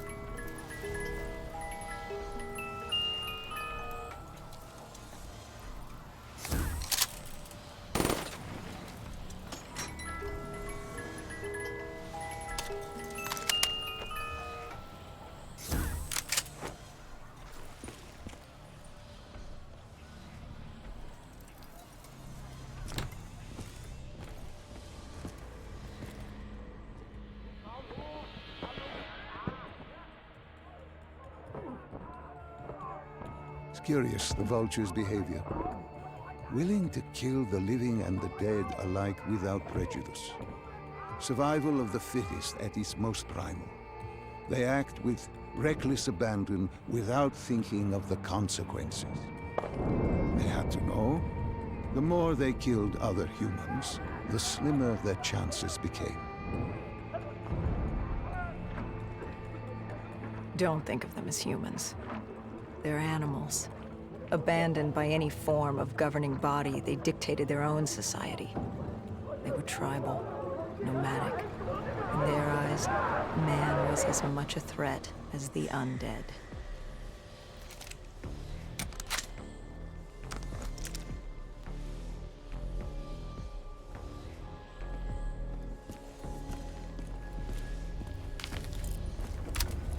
The scavengers began realizing they weren't the only humans in the area.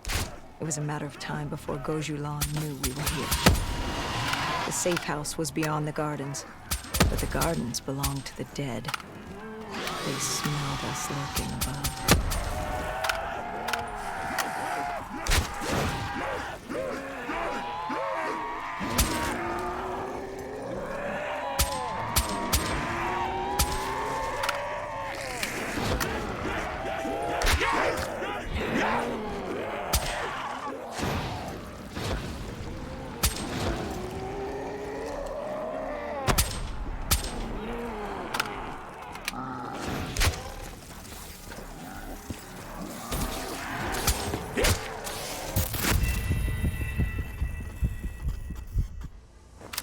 The scavengers began realizing they weren't the only humans in the area.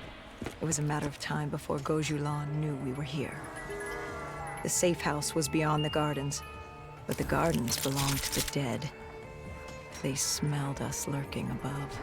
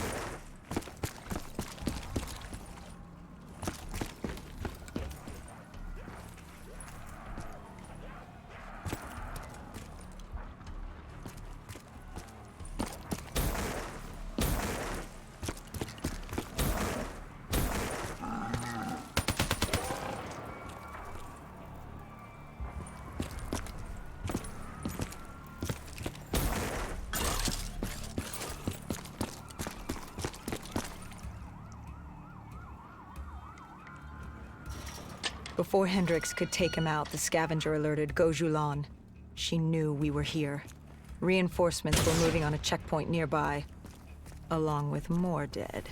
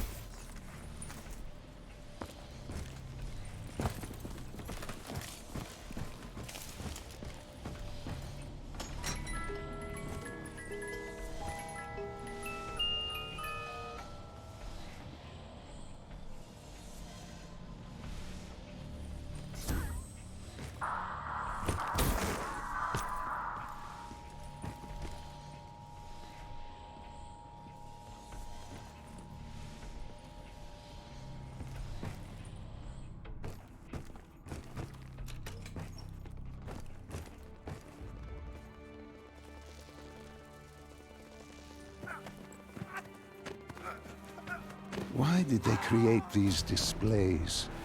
What was the purpose? They weren't just displays. They were art. A way to show off their work, lure their enemies with the dead bodies of friends. Vultures are territorial. They fought among themselves, sociopaths at war with everyone and everything, undead or fellow human. Either way, you were a predator competing over the same resources. And now we'd become prey baited into a trap.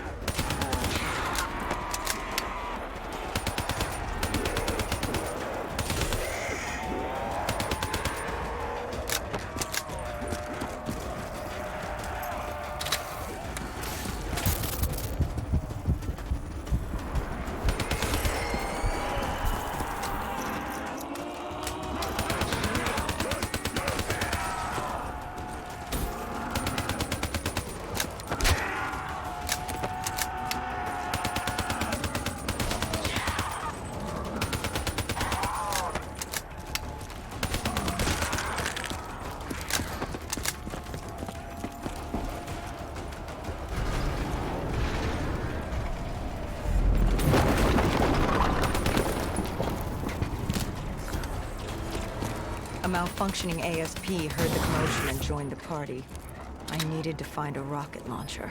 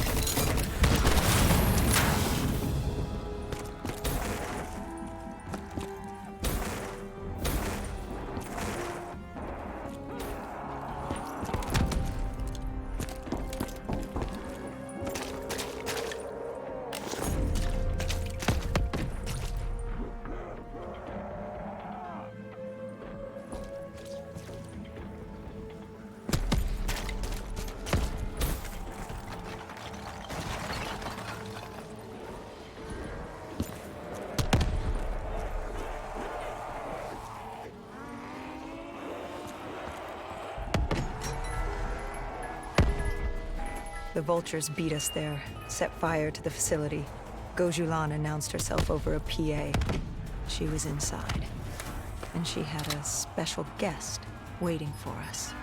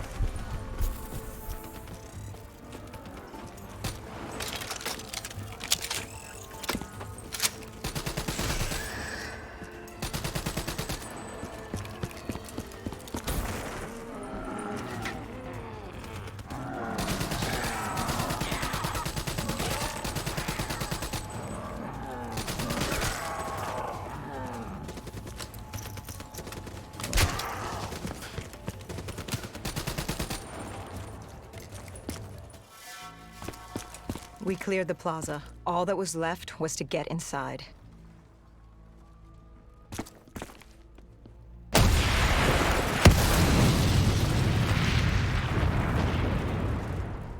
The blast knocked us back. We heard the building creaking. It could collapse at any moment. Hendricks thought we should stand down. It wasn't worth it. You push back. We needed that dossier. At this point, it was our only lead to Deimos. I told Hendricks to call in exfil. I'd take the safe house. Bishop had told us the document was hidden in the panic room within the facility.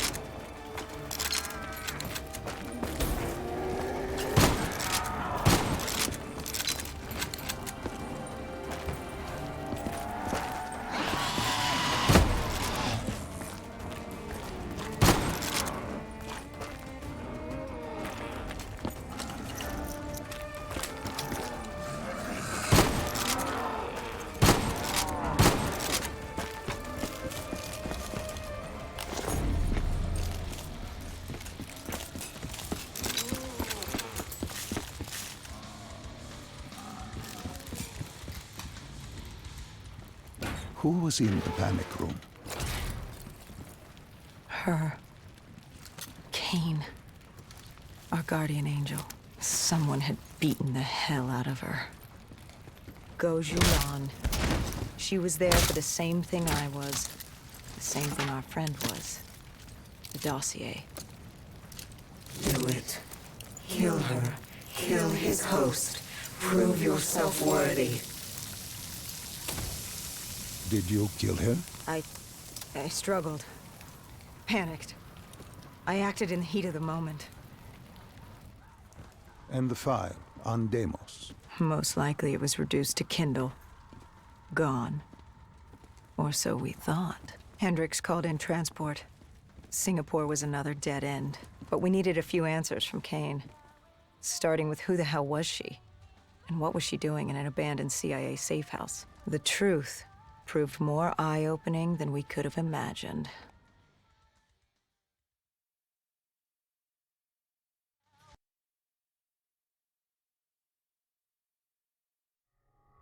After the aquifers, we certainly hadn't expected to see Cain again, let alone here. She wanted the same thing we did. The data drive on Deimos. Better yet, she knew where it was. It was moved from the safe house to a CIA black station in the quarantine zone. Did she say why Gojulan was trying to kill her? It wasn't Gojulan. Julan was a puppet of Deimos, and Deimos wanted Cain dead. Guess he didn't like her very much. Did you trust her? No, not yet. Our guard was up, but if she could get us to the black station, it was worth a shot.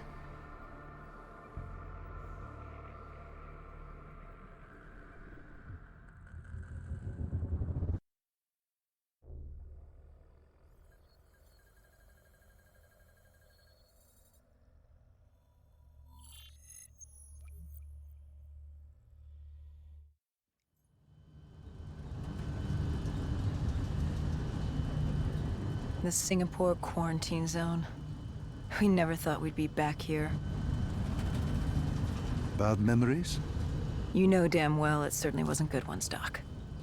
The place was a living, breathing reminder of the incident 5 years ago. We'd be in and out quick. We weren't staying any longer than we had to. Find out who this Deimos asshole was and get the hell out of Dodge.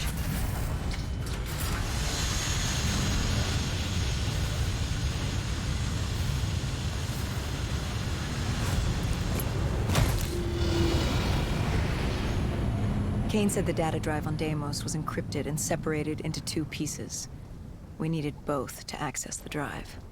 Like a lock and key. The lock, I assume, was at the Black Station. Where was the key? The key. That was down by the docks. Undead Central. Heavy hostiles.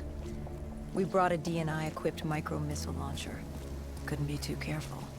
That, and Command had prepped a drone strike to wipe out most of the dock. But with the high winds from the incoming superstorm, well, no guarantees it'd work. We grabbed our spike anchors in case we needed to be nailed down. After the docks, our rendezvous with Kane was set for an abandoned police station. Hendricks took point.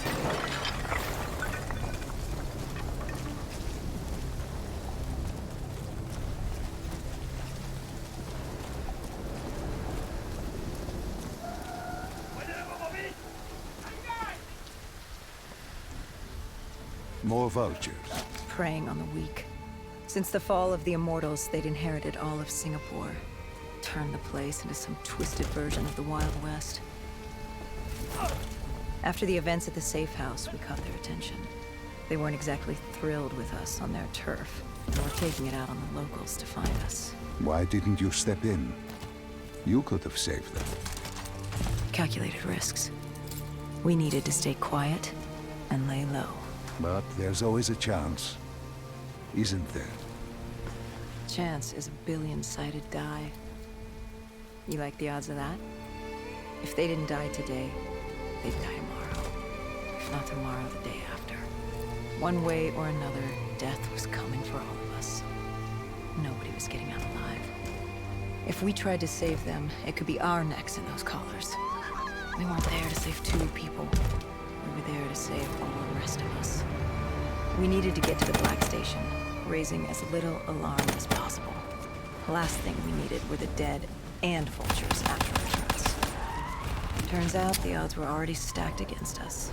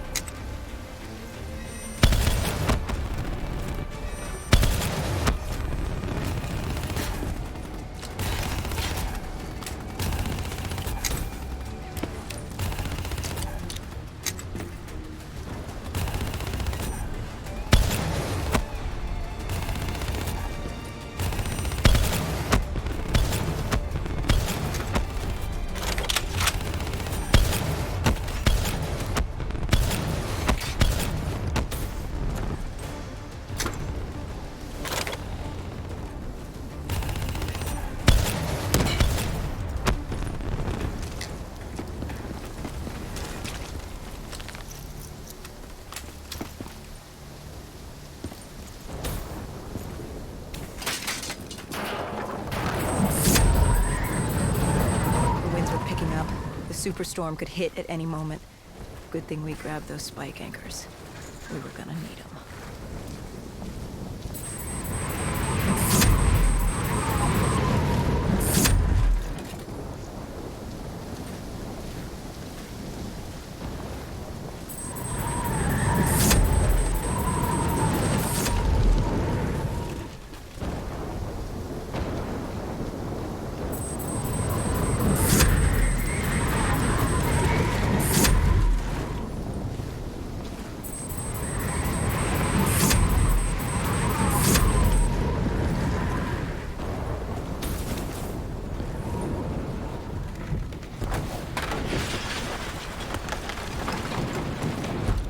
The plan was to wait on the drone strike. Once it did its part, we'd move in. The missiles were ineffective. Wind too strong. And now that ocean liner looked like it was about to rip free. That thing would pulverize the dock, taking the data drive with it. Hendricks said, fuck it. We were built to kill the dead. No reason to switch it up now.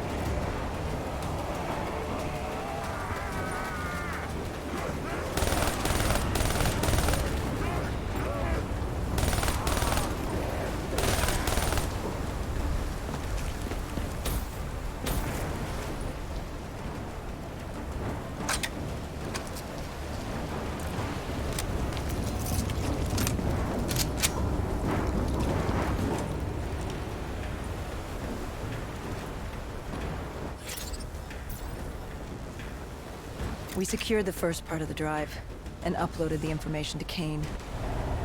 Hendricks moved to sweep the wheelhouse. The howling wind told us we had to hit it fast and quick.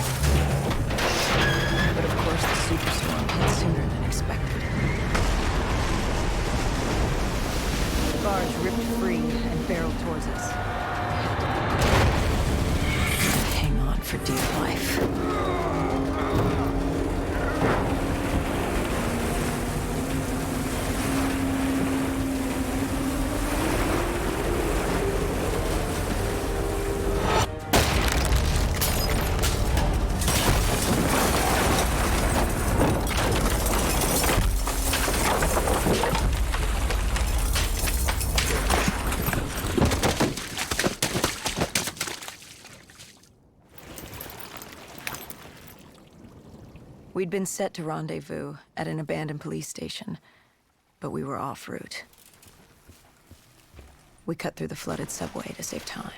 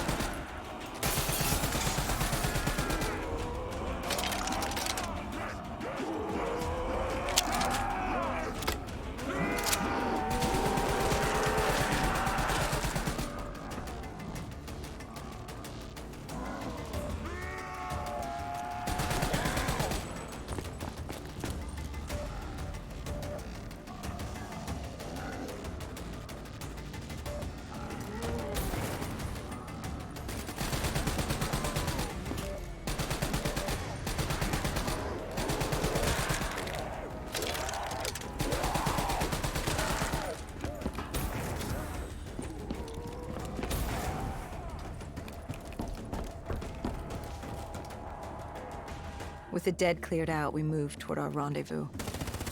Turns out we weren't the only living things in there. A vulture got the drop on us, determined to reduce us to scrap metal. He'd hit a big payday with us cornered. You were a payday to him? How so? We were dead killers. You break us down to spare parts, you can fetch a pretty penny on the black market. But you were there to fight the dead. You were an ally. Maybe in 2070, when we were the saviors of mankind. By 2075, everybody wanted a piece of us. This guy would have gotten his share, too. But Kane did her part to make sure that didn't happen. She was well trained. Was she CIA? Winslow Accord? She was just someone who was always in the right place, at the right time. Before we could move on the Black Station, we had other problems. What had gone wrong? We hadn't taken the scavengers into account. They'd figured out they had dead killers in their midst. Kane told us they had a comms relay ahead. If we scrambled them, it could lead the vultures away from the Black Station, at least long enough for us to get what we needed. So much for maintaining a low profile, I suppose. What did I tell you? Thing about dead killers is there's always a plan B. You don't create the problems, just the solutions. You adapt to what's thrown at you. Adapt or die. Yeah. Adapt or die. We plan to regroup with Kane outside of Chinatown.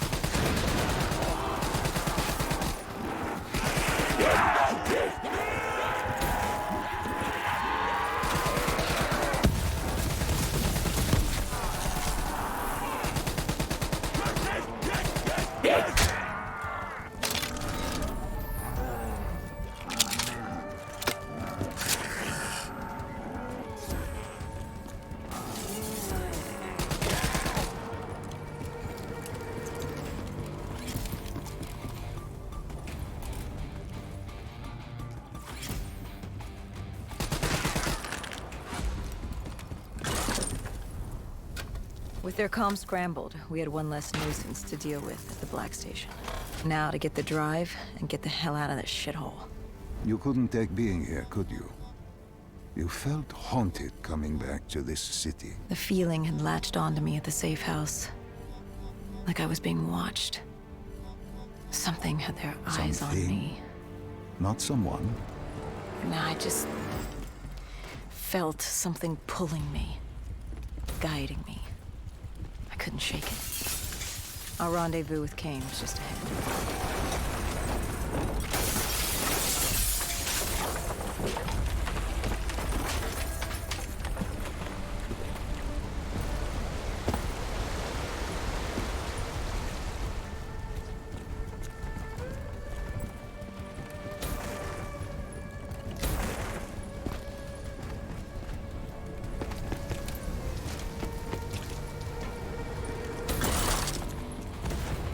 By the time we rendezvoused with Kane, the dead were crawling all over the street.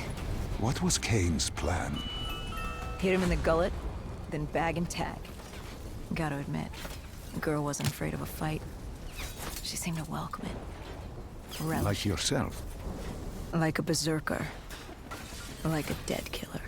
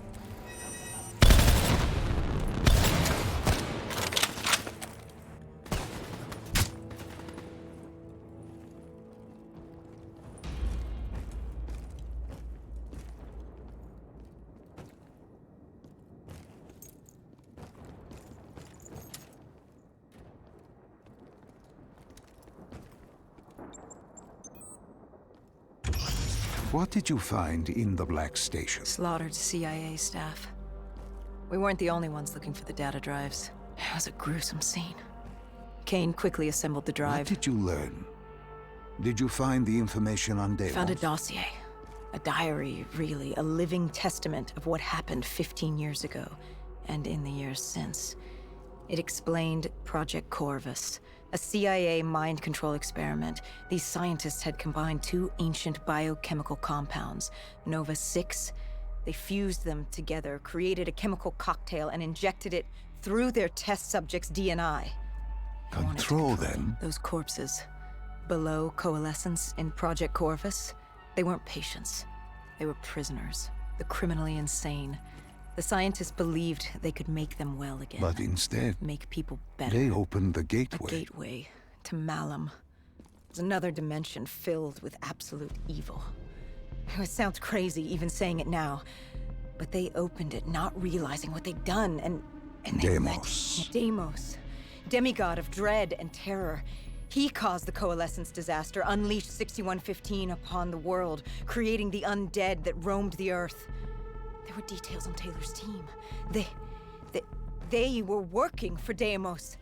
There was also other information on his sister Dolos, demigoddess of trickery and deception. Deimos, he didn't like her very much. Did he have a name? Who wrote this document? Yes, it was... Wait. Holy shit.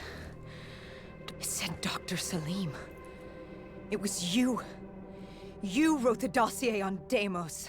You were the man behind Project Corvus.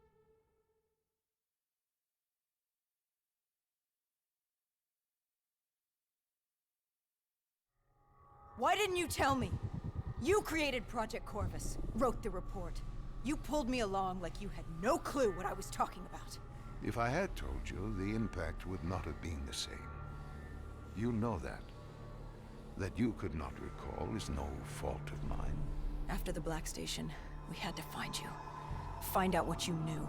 I was in Cairo at the time. Your friend, Khalil. He brought you to Ramsey Station, humanity's last holdout in Egypt.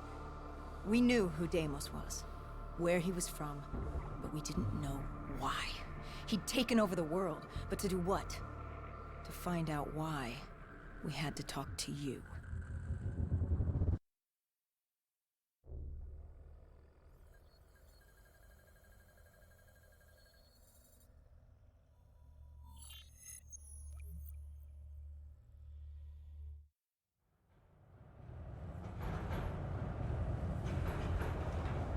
The pieces were coming together. Virus 6115, Taylor's team, the undead, it all came back to Deimos. All we needed was you. Hendricks was unhinged. The idea his friends betrayed mankind to help a demigod. The concept alone was insane, let alone his friends' involvement. Kane was in it to the end. By now, she was as obsessed with stopping Deimos as we were. We weren't ready for Cairo, no matter what we thought. This place. If there was ever a place that was hell on Earth, this was it. It wasn't just the city. The entirety of northern Africa had fallen to the undead. The walls were covered with memories of the dead, those taken by 6115. Lost to this wasteland, the desert for the undead. It was the last place on Earth you'd want to be. But you chose to hide there. Why? For that very reason. I hoped no one would come for me. Why? What were you running from? From what you sought. Deimos. Khalil was waiting. He was holding you in an interrogation room. How was Khalil? Happy to see you. It wasn't a warm welcome. As far as he was concerned, we owed him one for grabbing you. More than a few men gave their lives to bring you in. He hoped it was worth it. He was angry? He was tired. Tired of fighting a losing battle. Khalil was a realist. He'd fight to the death for country. But he knew what was coming. And what was coming? Extinction. The undead changed everything. The NRC were hit first and hardest. We saw that in Ethiopia. The damage done by the dead didn't even take into account what the water wars did. When the continent dried up and the Nile River Coalition took war to Egypt over the Nile, the last water supply. They were so busy fighting they didn't realize it, too, had dried up. But the rise of the undead? How do you fight an enemy that doesn't need water? Khalil's rage wasn't misplaced. It wasn't personal. He was just barely holding on. What did you hope to learn from speaking to me? How to stop Deimos. Everyone has a weakness. The whole base was on edge. You could feel it in the air. The dead were moving on Ramses. An assault was imminent. Khalil didn't know how much time we had with you. Hendricks demanded to know why we weren't informed. How did Khalil respond to his anger? WA command was down. How was he meant to get his message through? Besides, they still had their dead system. They used to knock enemy aircraft out of the sky, but now they were used to eviscerate the undead. If any came too close, the laser cannons would take them out. Khalil led us to interrogation.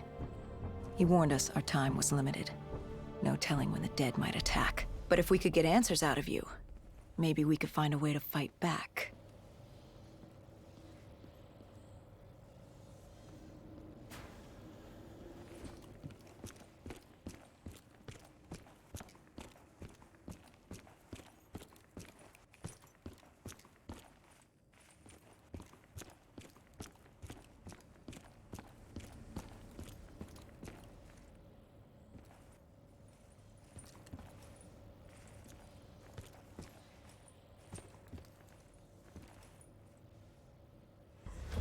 You certainly weren't too happy to see us.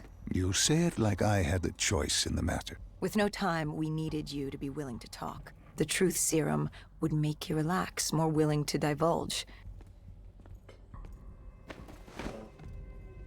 Hendricks told us to take a walk.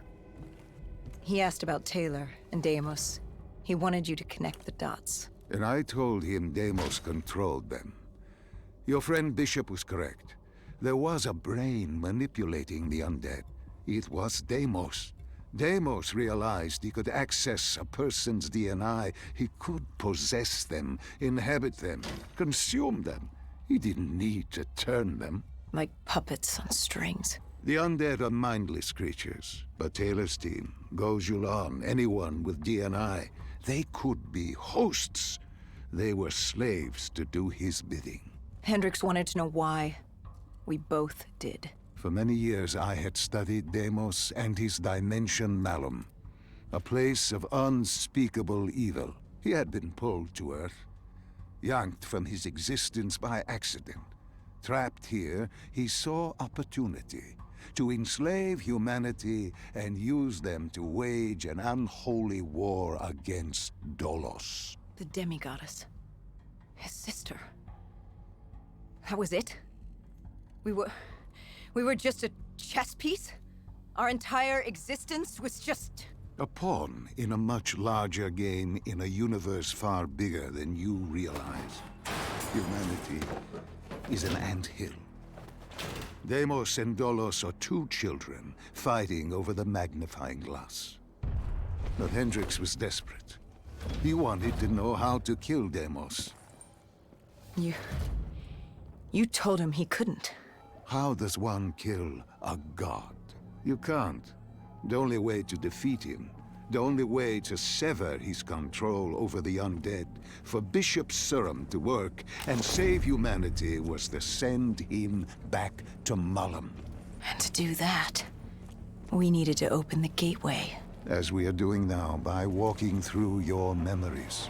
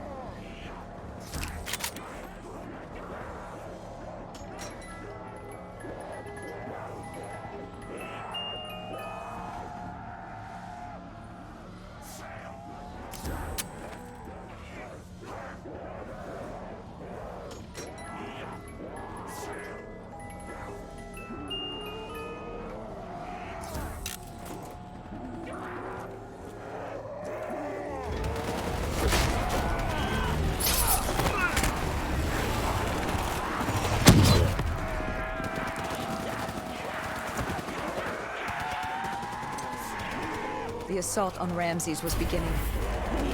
The base was about to be overrun, and we owed Khalil that favor. Time to take the fight to the dead.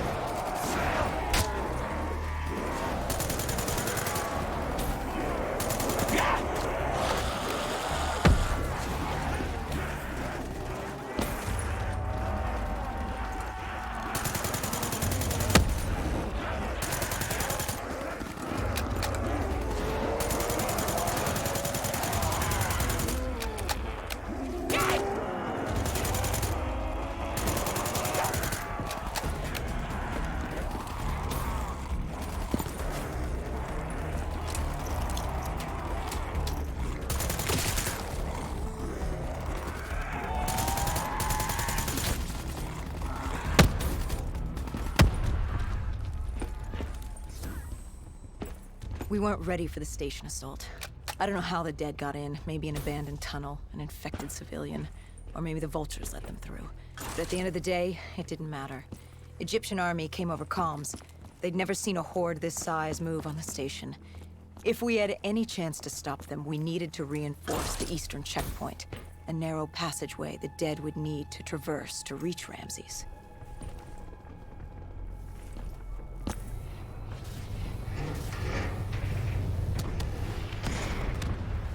Cairo. She was a city on fire. Except for the Egyptian army and a smattering of civilians hidden away. She'd fallen to the dead. Khalil didn't say it, but I could hear it in his voice. He knew this was the last stand. If they lost this battle, they'd lose the city.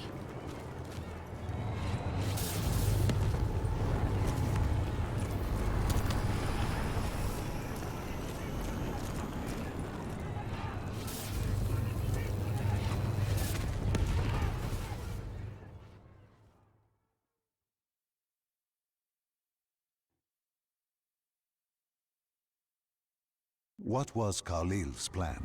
The undead were moving on the eastern checkpoint. A clear shot at Ramses Station. The Egyptian army had rigged explosives below the street, but there were a few support columns we would need to take out first. We had the spike launcher for that. You talked of his desperation, his total acknowledgement of futility. Yet here he was, staying and fighting. What else was he going to do? If it wasn't today, it was tomorrow, or the day after that. We lost the war. The moment Diaz opened the quarantine zones, the moment Deimos entered our dimension, one way or another, death was coming for us all. But while we still could, we would fight. And right now, we had a checkpoint to defend. It was a simple, straightforward plan. Except... our VTOL was shot out of the sky. The mobile blockade fell early. It wasn't just the undead gunning for us. Cairo was a no-man's land, filled with the undead, rogue robotics, and scavengers. They were all converging on our position. If we were gonna pull this off, we didn't have time to fuck around. I grabbed the spike launcher and told Kane at HQ to locate the support columns for us to blow.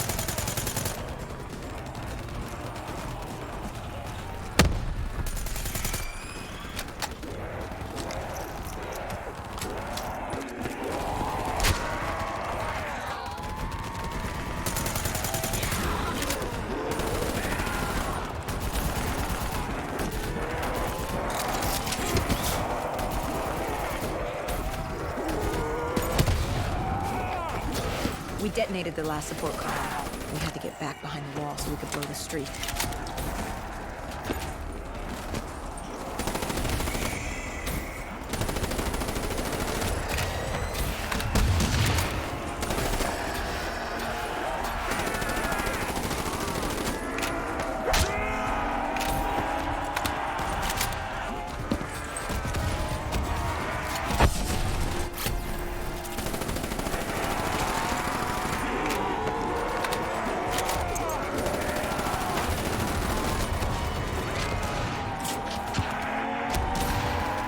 Triggerman got hit.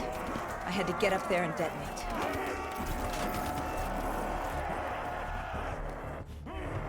I told Hendricks I needed a moment.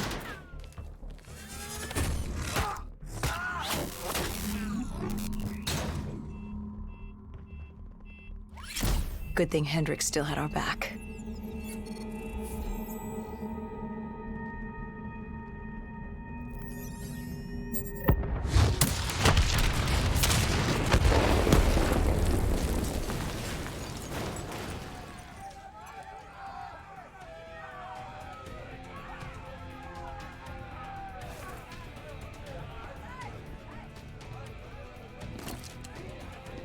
Khalil thanked us.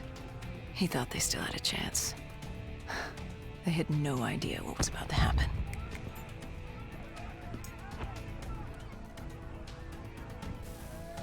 Egyptian Army Command came over comms. A scavenger had blown a hole through Sophia Square, and the undead were pouring through, headed for Ramses. I told Khalil we'd take care of the square.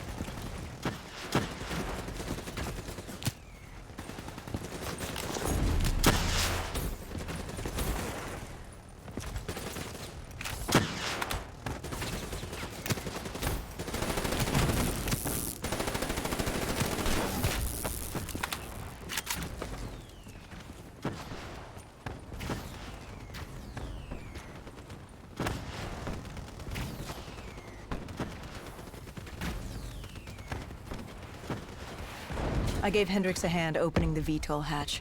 I heard screams. There was someone still alive. You went in to save this man? The odds of his survival could not have been great. You yourself said no one was getting out alive.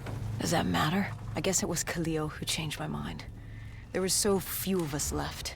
If there was a chance, any chance, I'd take it.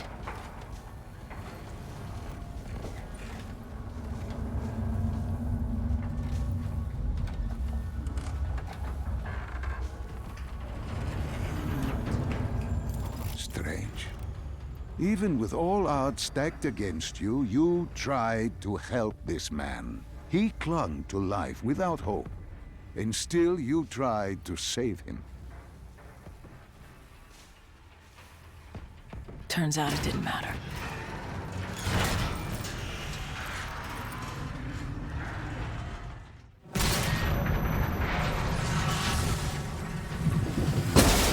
He didn't survive. It would only be a matter of time before he turned and joined the Horde. No time to stop and mourn. If I did that, I'd end up joining him. And we weren't going down just yet. Sophia Square was a total snafu. Undead, rogue robotics, everything in the kitchen sink wanted a piece of us.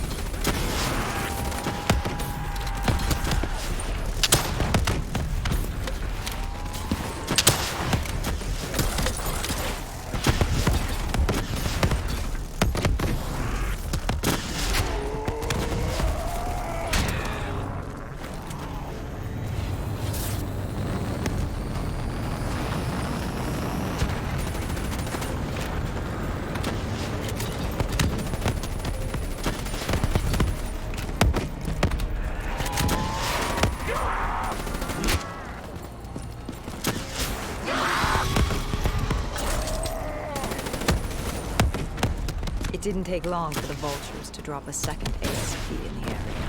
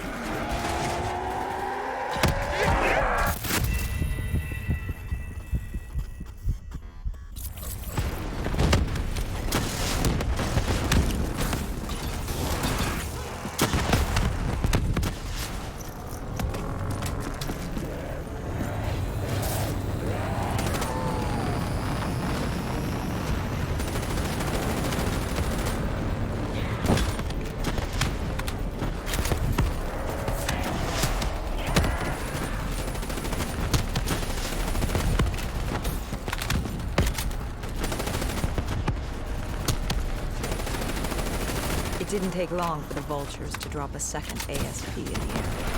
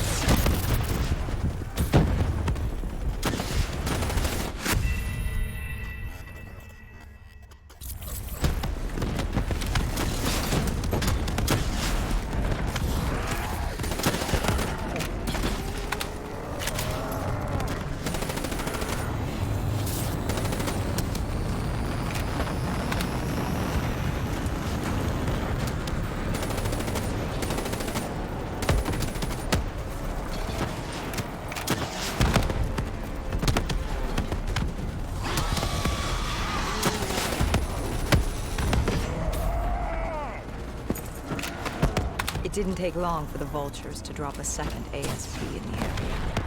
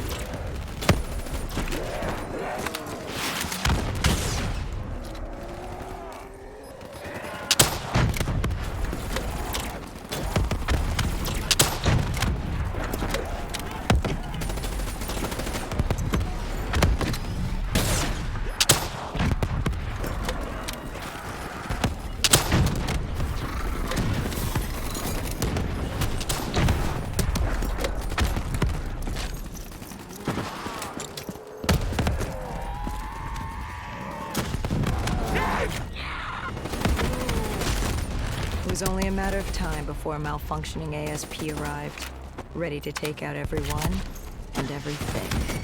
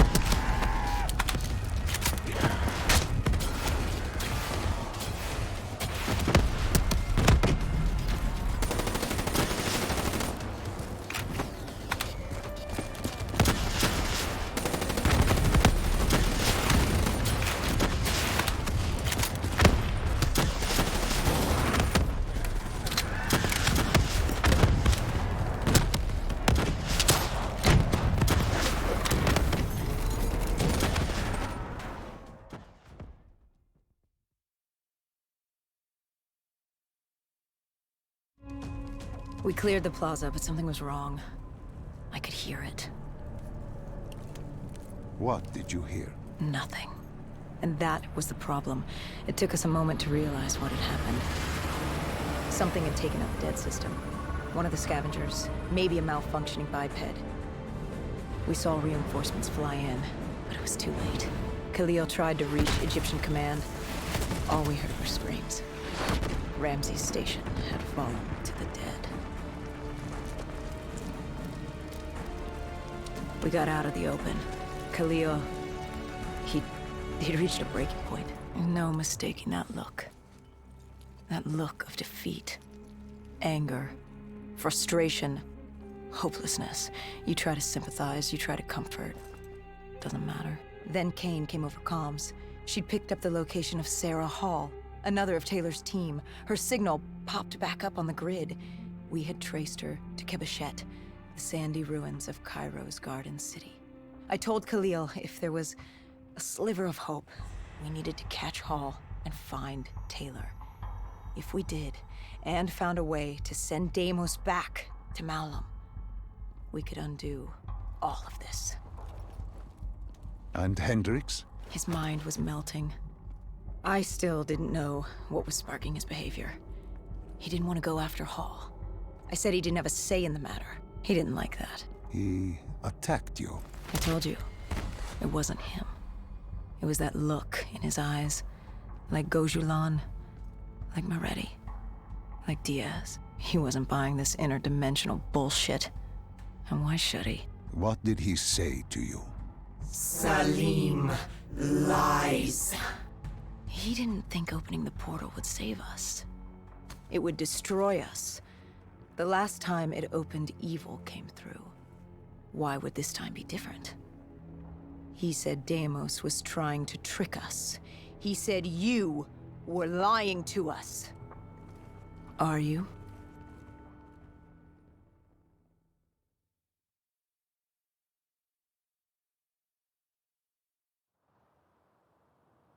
This is wrong. This is all wrong. You said opening the gateway would save humanity.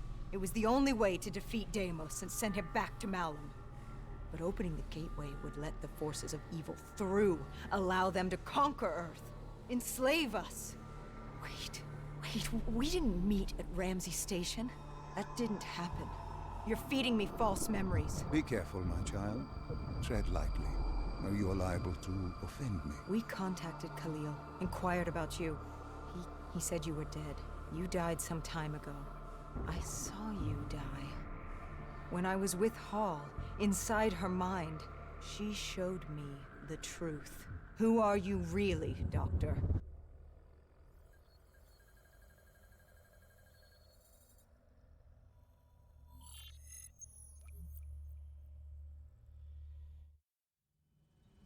Deimos was going to open the gateway. He needed the demons of Malum to enslave Earth for the battle against Dolos. We didn't know what he had planned, but we had Sarah Hall, her signal tracing to Kebeshet.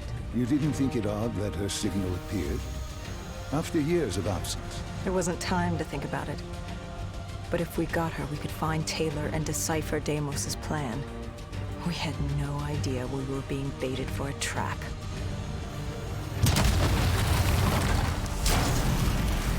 She was waiting. She knew we were coming.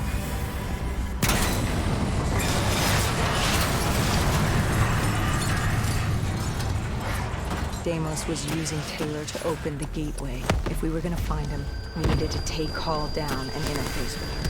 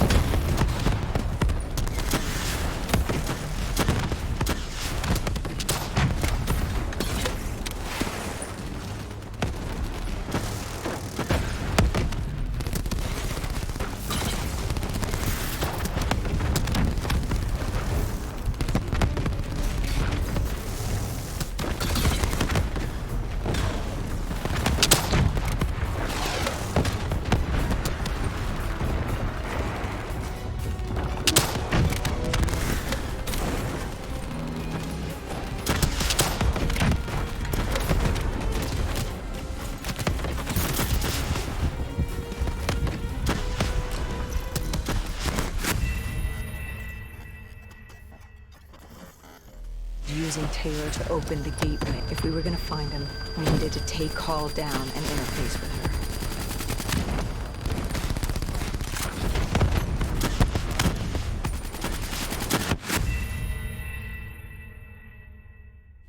Using Taylor to open the gateway. If we were gonna find him, we needed to take Hall down and interface with her.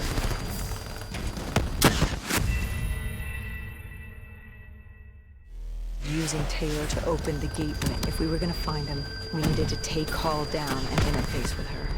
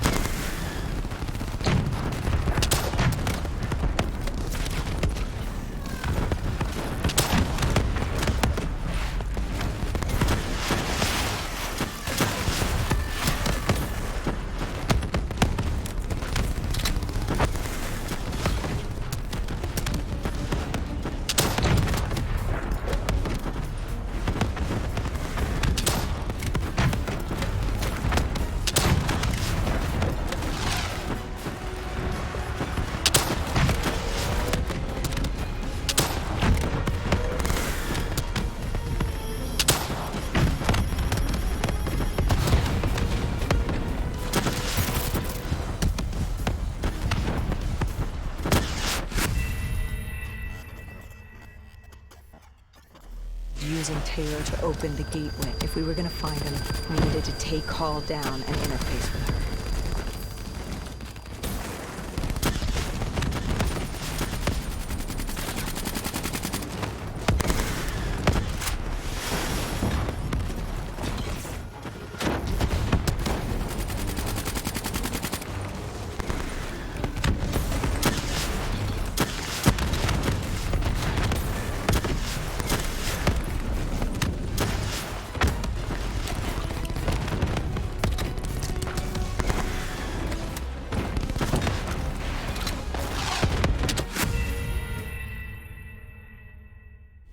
Using Taylor to open the gateway. If we were gonna find him, we needed to take Hall down and interface with her.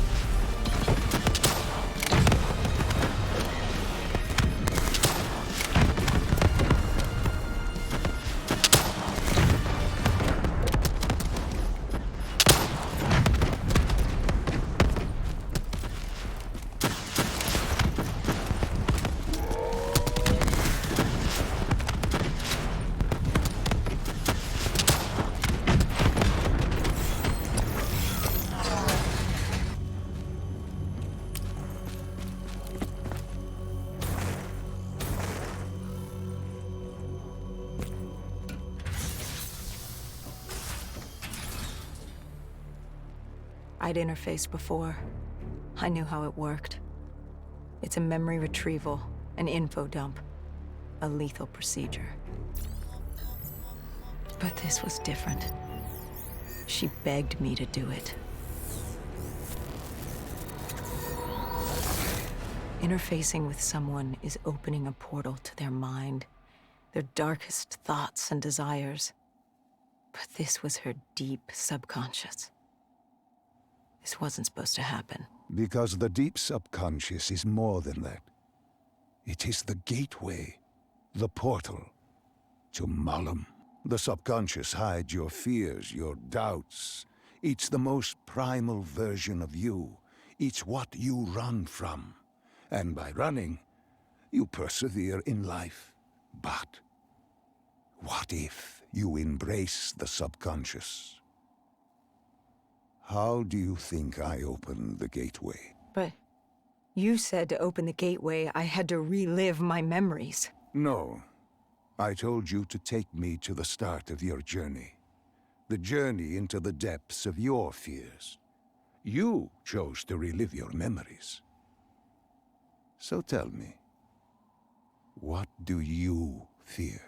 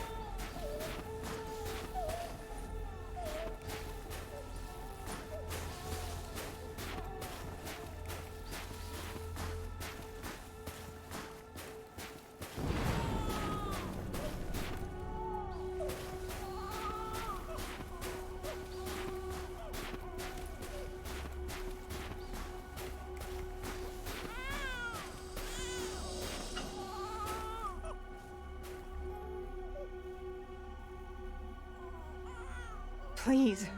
Why are you doing this? Why are you scrambling my mind? Don't make me do this! You don't have a choice. You haven't had one since you picked up that child. Since you embraced Sarah's fear.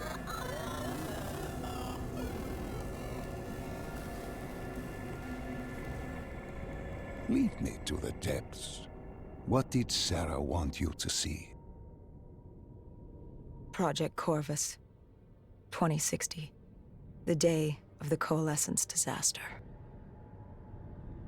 Sarah could feel Deimos coursing through her veins, her mind, the fabrics of her soul. He knew everything about her, and she knew everything about him. She learned the disaster wasn't an accident. But that means... Well, I did what had to be done. This Cold War, the Winslow Accord, and Common Defense Pact had split the world in two. I saw humanity destroy itself. But in the lab, I saw truth. I saw peace. I saw Malum. A way to unite the world against an enemy greater than themselves. I saw Deimos. You did this? You opened the gateway. You brought Deimos here. I brought mankind's savior here. After many years, I realized opening the portal wasn't enough. With Deimos trapped in the server room, man had not yielded as I had hoped. I had to incentivize progress. You created the disturbance that sent Taylor's team there? His undead servants could only do so much. Humans with D&I, Deimos could use them to walk the earth.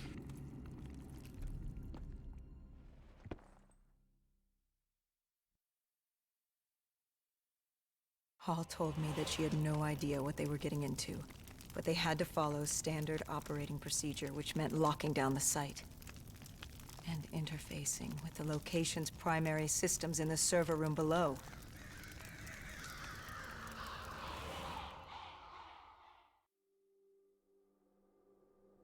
We were built to be invincible. Our D&I let us interface with systems in dangerous environments and upload information. We created the very opportunity for Deimos to leave the server room. He was a prisoner, with no way to expand humanity's horizon. We were vehicles for his transportation. That makes it sound so cold. This is for the good of humanity.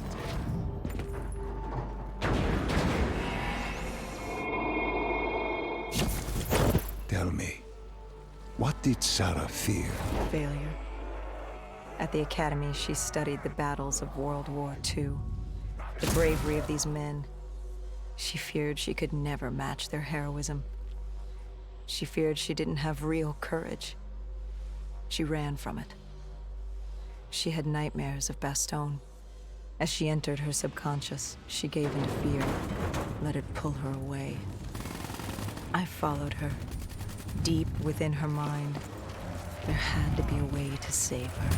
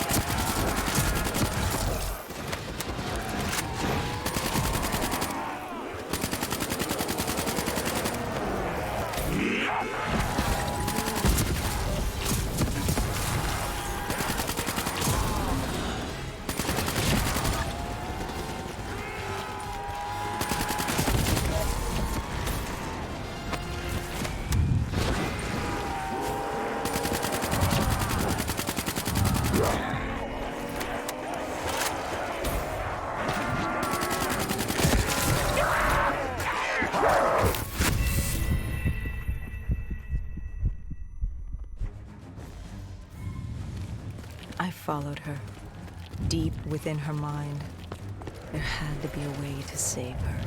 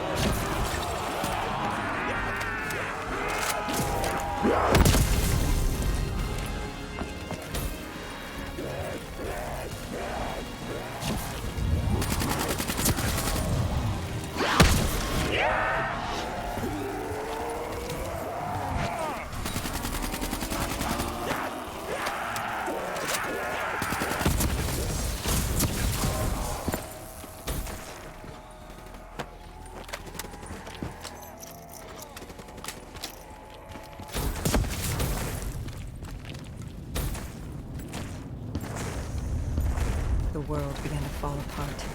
We heard his voice. Deimos. Sarah, listen to the sound of my voice. I will have my army and my kingdom. All that remains is her sacrifice.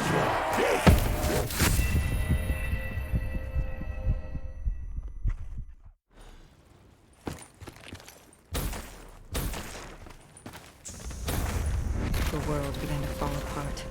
We heard his voice. Deimos. Sarah, listen to the sound of my voice. I will have my army and my kingdom. All that remains is her sacrifice. He was trying to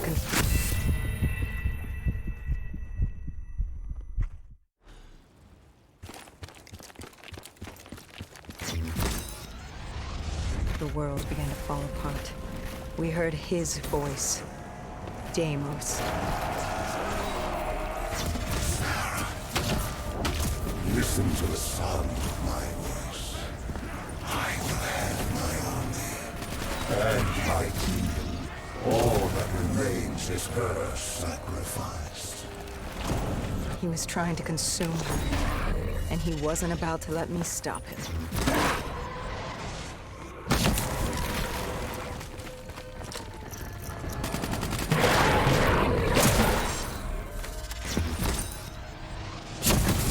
Her mind was fracturing. stretched between our dimension and his. She warned me to turn back, to let Deimos take her. I told her I'd stay with her. I'd see it to the end. I asked her what happened after coalescence. You were deep within her subconscious, at the threshold of another dimension. You seemed to embrace the journey. You think I wasn't scared? I was terrified. There was no way to make up for what I had done, but I had to try.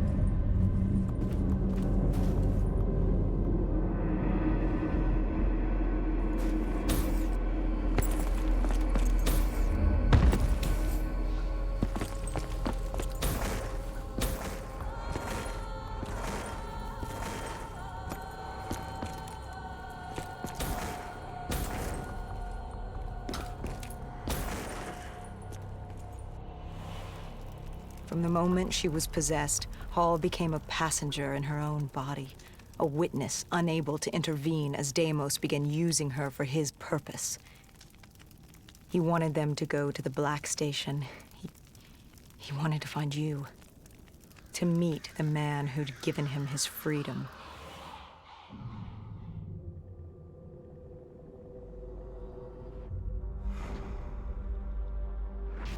He slaughtered the staff. Ravaged them. Why did he kill them? I wasn't there. He was upset. And he wasn't happy to learn of the documentation of his existence. It was not time for his big reveal, his masterpiece. He was angry. When he found the data drives, he couldn't access them. Part of the drive was missing. He couldn't purge the information as he hoped. The piece Hendricks and I recovered from the docks. Someone had hidden them from him. Someone knew he would come. Someone was trying to stop him. Deimos didn't want Sarah divulging his secrets to us either. He ripped us from that memory.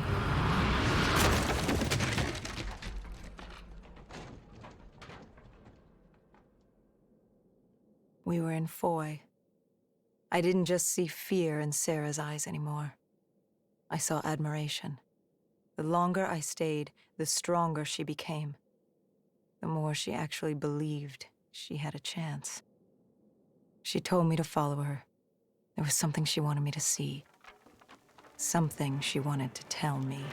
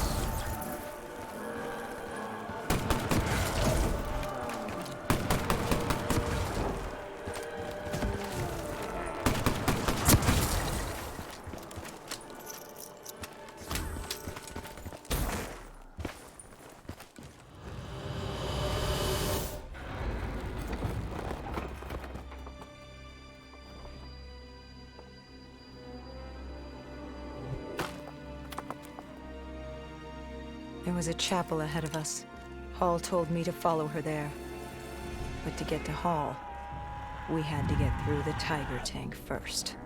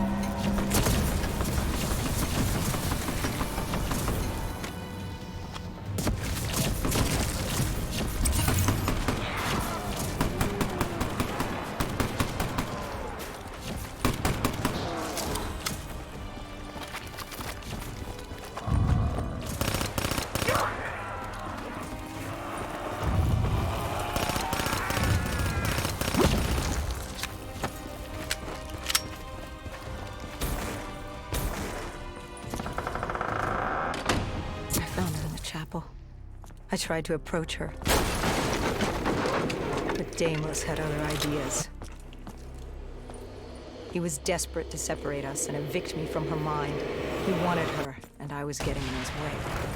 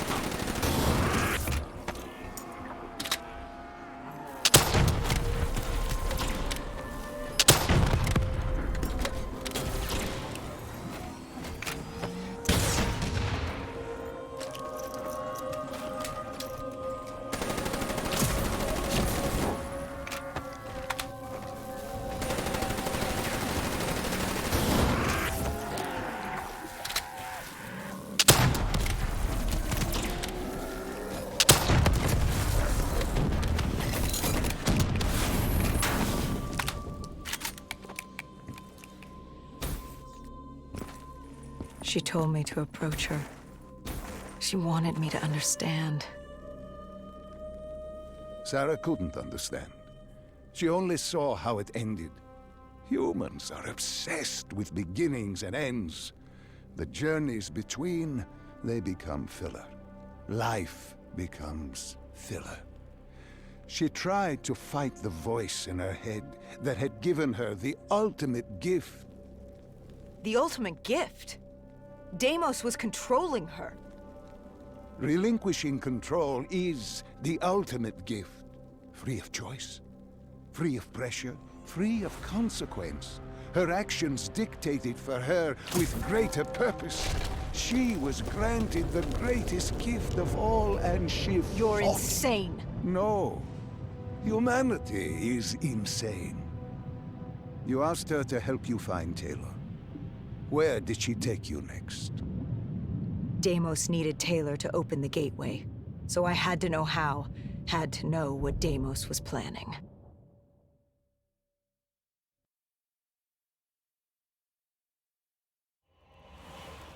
The aquifers.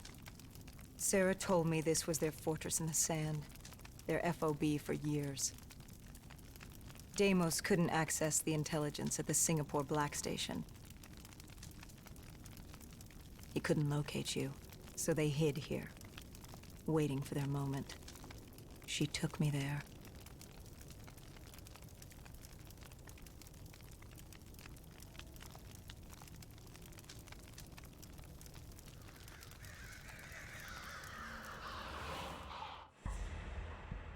There's something I don't get. You made this happen. You've pushed for the annihilation of Earth. But Deimos wasn't using you. You weren't his puppet. What's in this for you? Why are you doing this? Are you an undead sympathizer? No, my child. Dr. Salim was not a sympathizer. He was so much less than that. He was so much more insignificant than that. Was? Wait. What do you mean, was? I must say, I'm impressed with how delusional you've become. You had completely forgotten this memory. They found you. They tortured you for information, but this doesn't make any sense. You were an ally. You enabled him, freed him. Dr. Salim was no ally. He was a tool. An instrument I enabled. He was a blind idealist believing he could make the world a better place. That I could save humanity, that he could save humanity. He thought I'd found him to thank him. Me. A god. Thank a mortal. I found him to seize power from him. No. Even now you still hide from the truth. Corvus had been destroyed in Singapore. I needed it to open the gateway. That was why I had kept Salim alive. He worked with a colleague, Kruger. And they built me a new Corvus at Coalescence headquarters in Zurich. One which I could use to open the gateway. So I had no further need for the doctor. She knew what was coming. All that remained was her sacrifice. For her to join my ranks and eternal damnation under my command. I am humanity's salvation. A savior giving purpose to a lost species that deserves far less. I am Deimos. The tree. I've seen it before. The entrance to Malum. Tell me, what do you fear? You don't fear the undead. You've thrown yourself against insurmountable odds as if you had a death wish. As if you were trying to escape. Is it failure? Is it life? No. You fear your mistakes, your past. Your greatest fear is the memory that haunts you. You awaited her sacrifice. She wanted me to stop you. She wanted me to end it. To deny you her offering.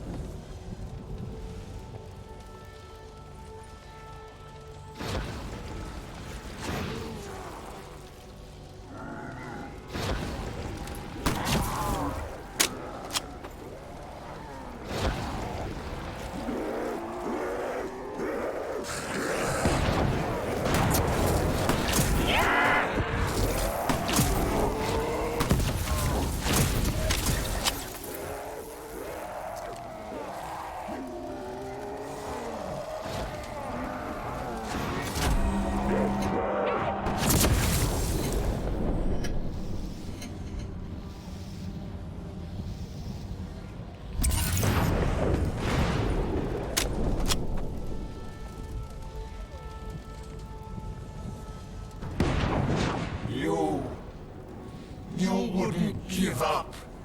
You wouldn't let me have her. If she offered herself, she'd give you what you wanted. The only way to deny you was to kill her.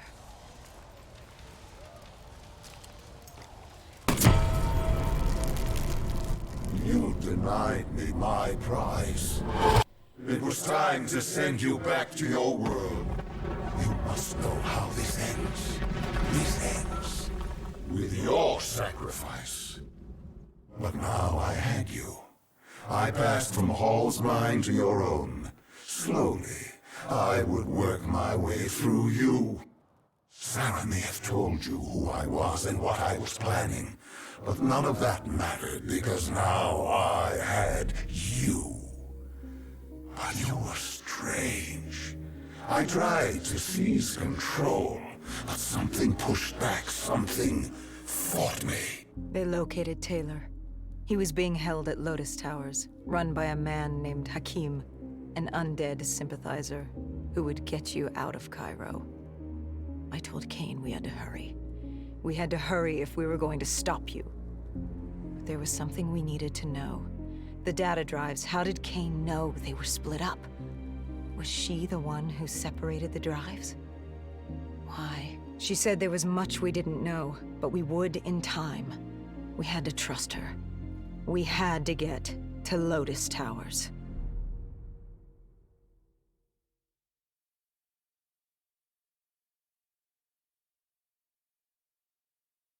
You know how this ends. You're like the rest of them. Diaz, Moretti, Hall, Taylor. I flow through your veins, slowly grasping control. But you're stronger than I anticipated. Your resistance is greater. But this only makes you all the better for my needs. Lotus Towers. What happened there? You think I'll help you? After all this? What real choice do you have in the matter? You're the pawn in my game. I'm not about to hand over humanity, but I'll humor you. Fine. Let's talk about Lotus Towers.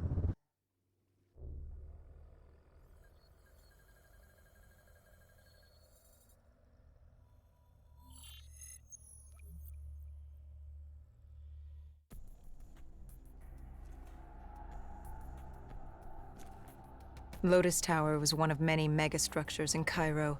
Hakim was the self-appointed slumlord of the vertical city. That fucker was a maniac, an undead sympathizer providing Taylor with safe passage from Cairo to Zurich. Khalil and the Egyptian army joined us for the assault. If we got Taylor, we thought we had a chance.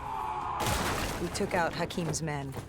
To get to Taylor, we first had to kill the slumlord, then take the security station on the 25th floor. From there, we could locate Taylor and shut down the dead systems Hakim installed, allowing the rest of the Egyptian army to join the fight. So there we were, humanity's last hope. If we failed, we were fucked.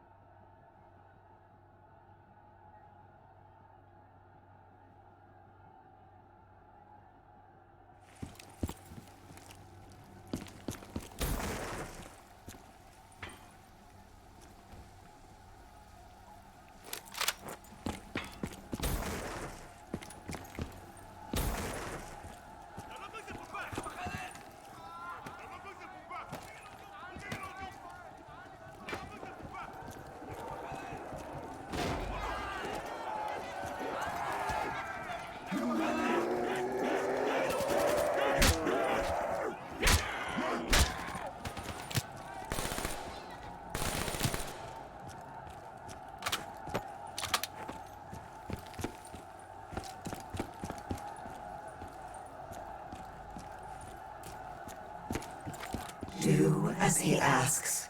Give Deimos what he wants. Trust me. It's all going to be okay. Remember the truth.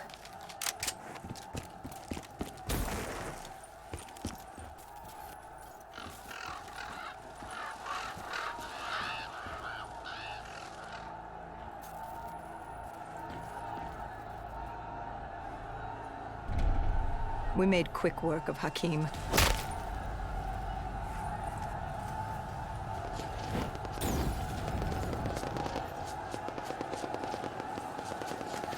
Khalil spoke to the people. This was their time. Time for the living to take back this city of the dead.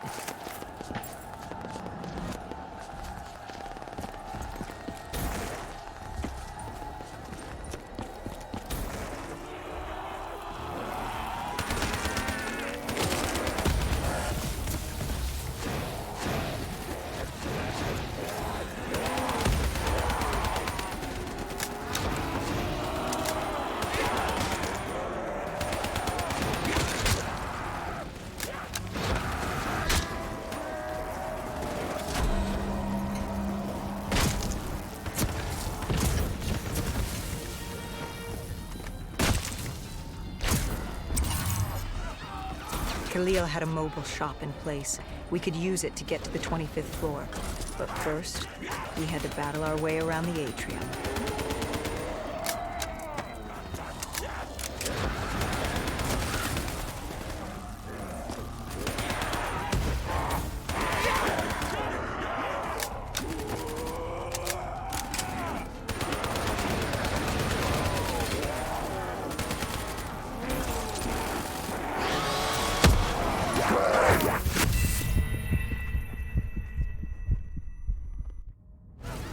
Khalil had a mobile shop in place. We could use it to get to the 25th floor. But first, we had to battle our way around the atrium.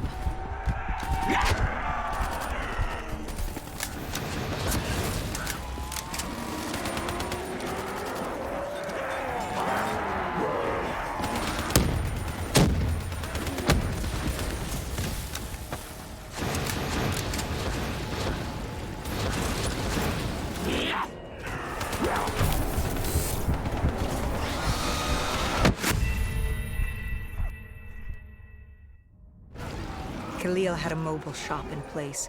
We could use it to get to the 25th floor. But first, we had to battle our way around the atrium.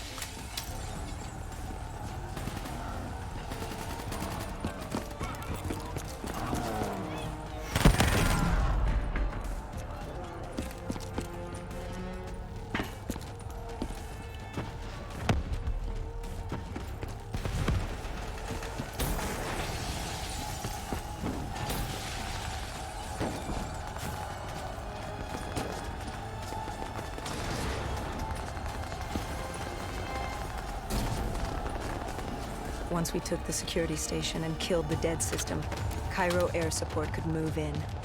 Maybe we'd have a chance. Or at least give the people a chance.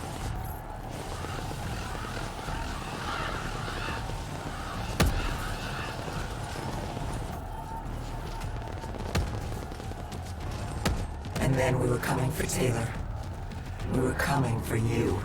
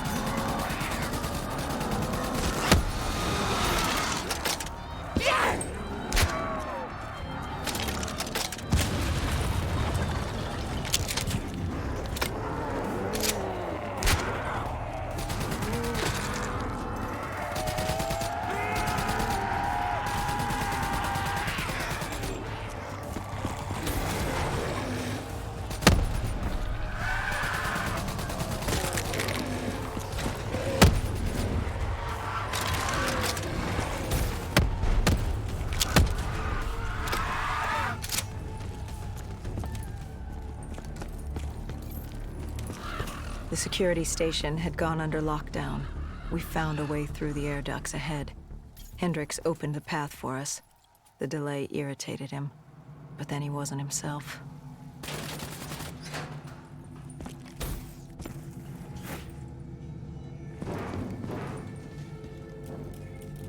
I wonder, how did you not know what happened to him? Did you just not see it? Were you so blinded by blissful ignorance?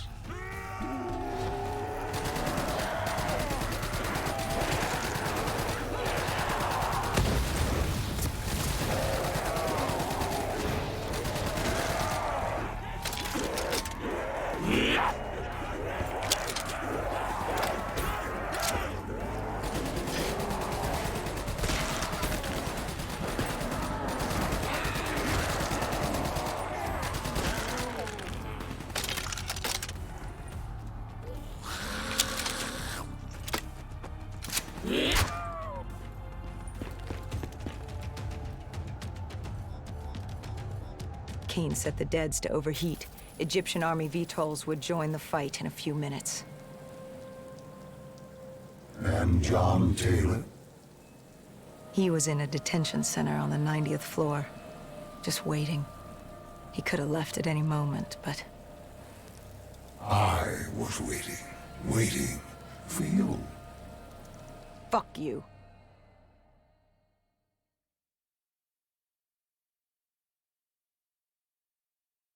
What was it? I must know. What was in your mind that refused to fall in rank like your friends had? Even now I am without answers. Even the all-powerful and all-knowing are neither all-powerful or all-knowing. Do you know who I am? Can you comprehend what I have seen? Millions of timelines, universes where the coalescence disaster never happens, ones where it occurs, but instead of opening the gateway, it gives birth to a new life form. And that's just Earth, let alone the rest of the universe. The very notion that I can achieve such greatness and not control a mortal is insulting.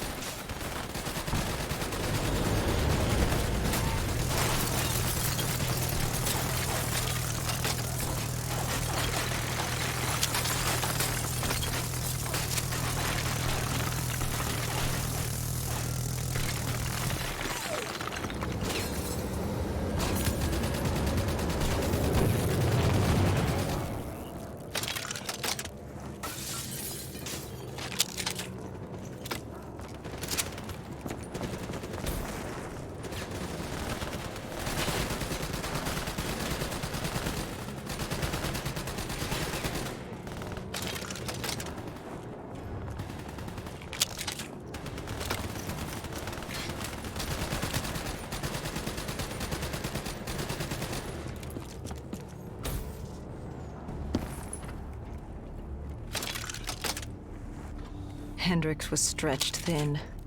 You'd broken him. I enlightened him, like I did you.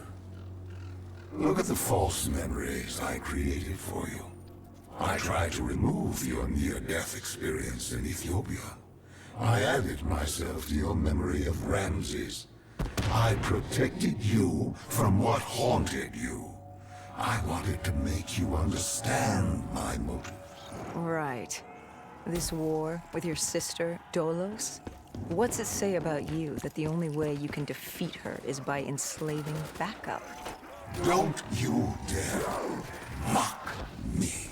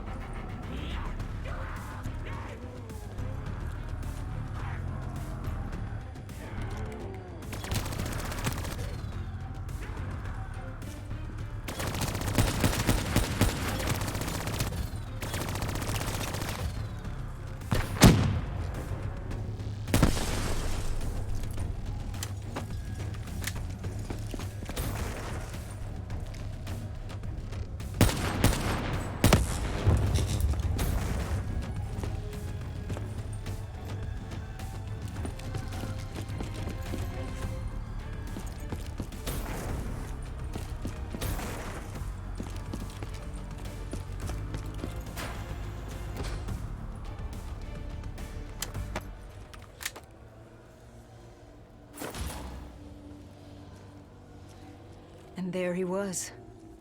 John Taylor. The last 5 years, boiling down to a single moment. And you hesitated. You could have killed him right there, and you hesitated. After all these years, running from failure, and you couldn't pull the trigger. You had what you wanted right in front of you, yet you stopped. What was it? Why stop now when you were so close? Was it compassion? Regret? No. It was Hendricks. He tried to talk Taylor down, get him to change his mind. And for a moment, I saw the light return to Hendrix's eyes. I saw him. This is one of my last memories with Hendricks before... well, before what happened. And watching Taylor walk away as Hendricks pleaded, I saw the inevitability. We weren't going to win this war. But as always, you pressed on. This was the world we made. What else were we going to do?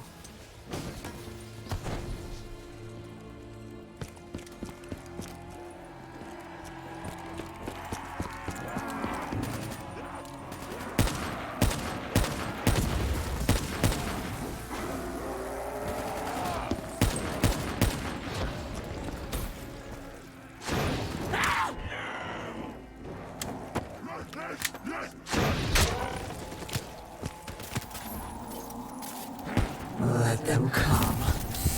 Like puppets on strings. What choice do you have, Dale? This is the world you made for yourself.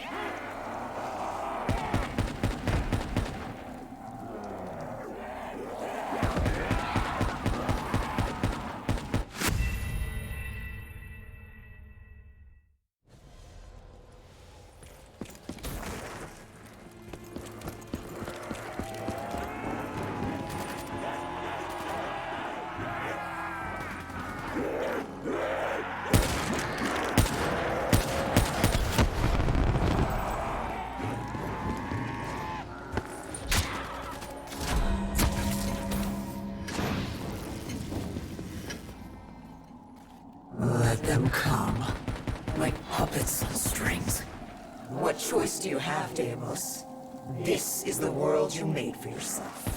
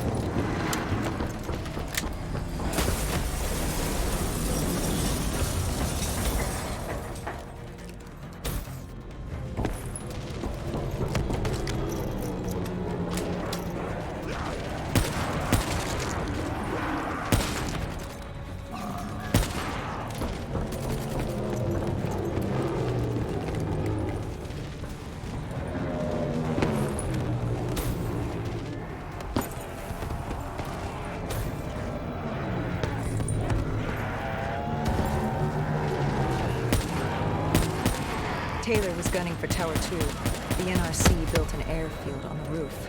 It was his way out of Cairo. The Egyptian army moved in to offer support as we moved across this bridge.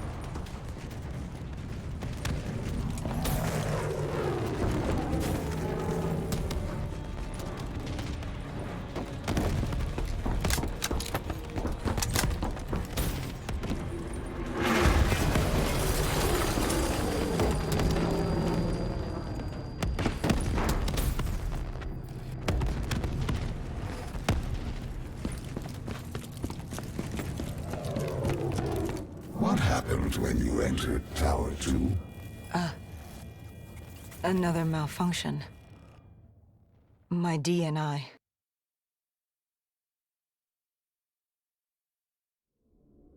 Listen to me. Listen to the sound of my voice. I need you to trust me. Let him win. The only way to defeat Deimos is to let him win. You are more powerful than he can imagine. You can still save them. You can still save everyone.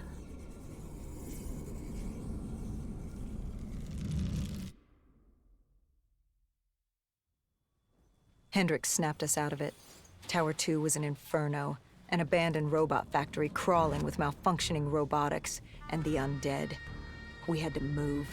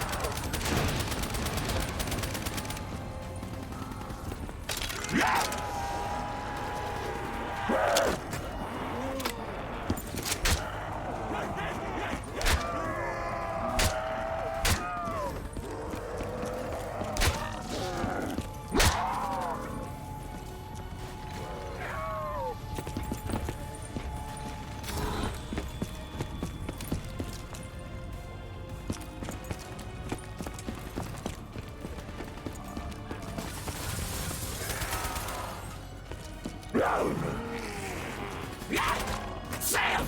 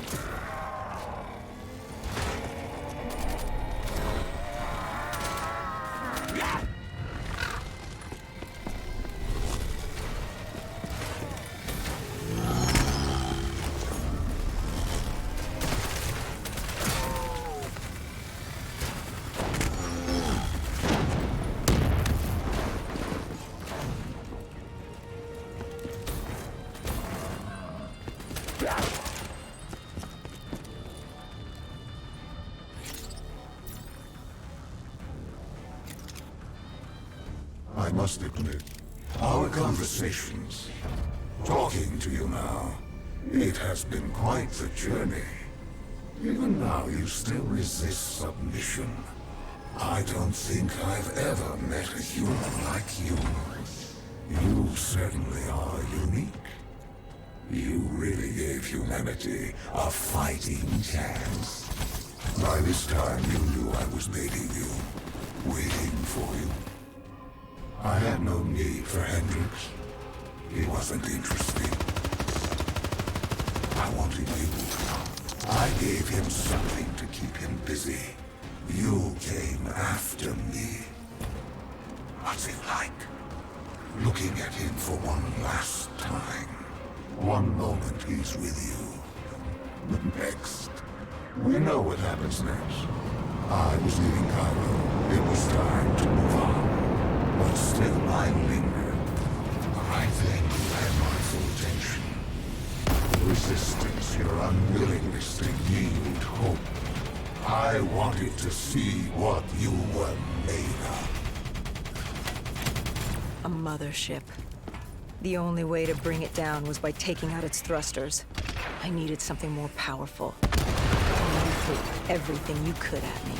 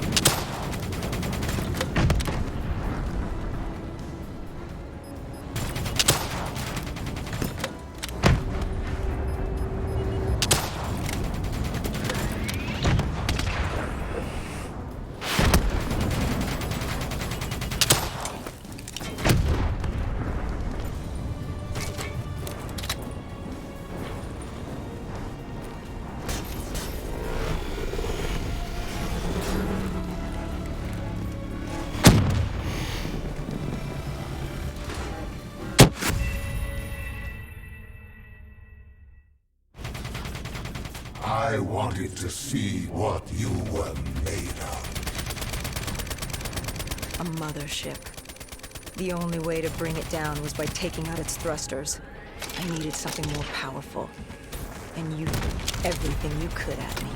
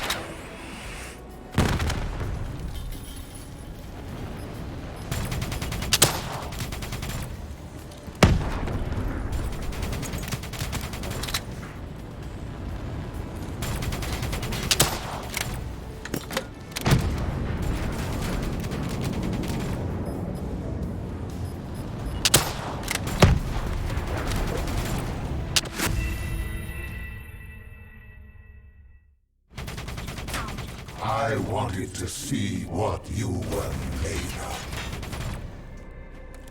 A mothership. The only way to bring it down was by taking out its thrusters. I needed something more powerful. And you threw everything you could at me.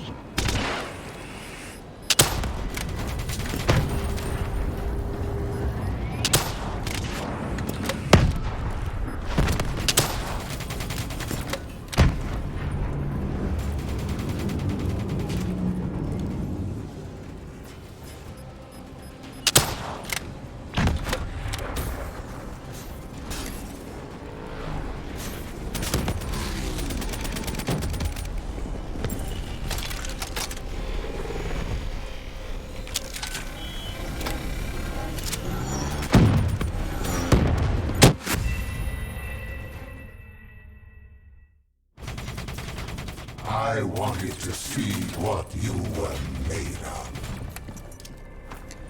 A mothership. The only way to bring it down was by taking out its thrusters. I needed something more powerful. And you threw everything you could at me.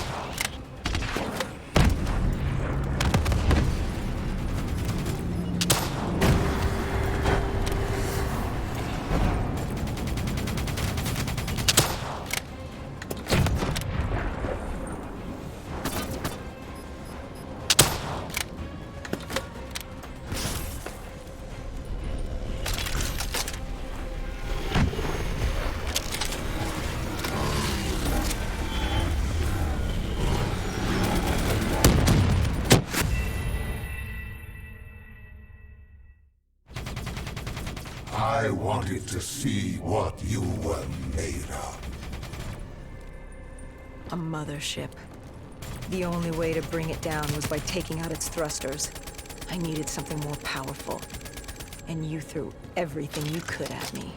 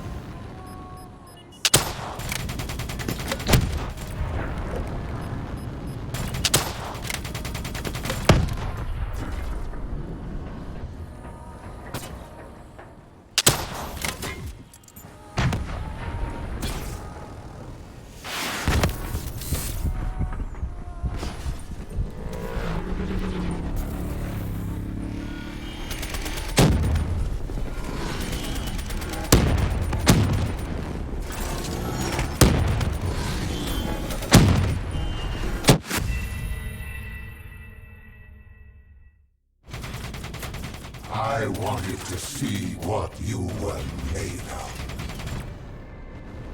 A mothership. The only way to bring it down was by taking out its thrusters. I needed something more powerful. And you threw everything you could at me.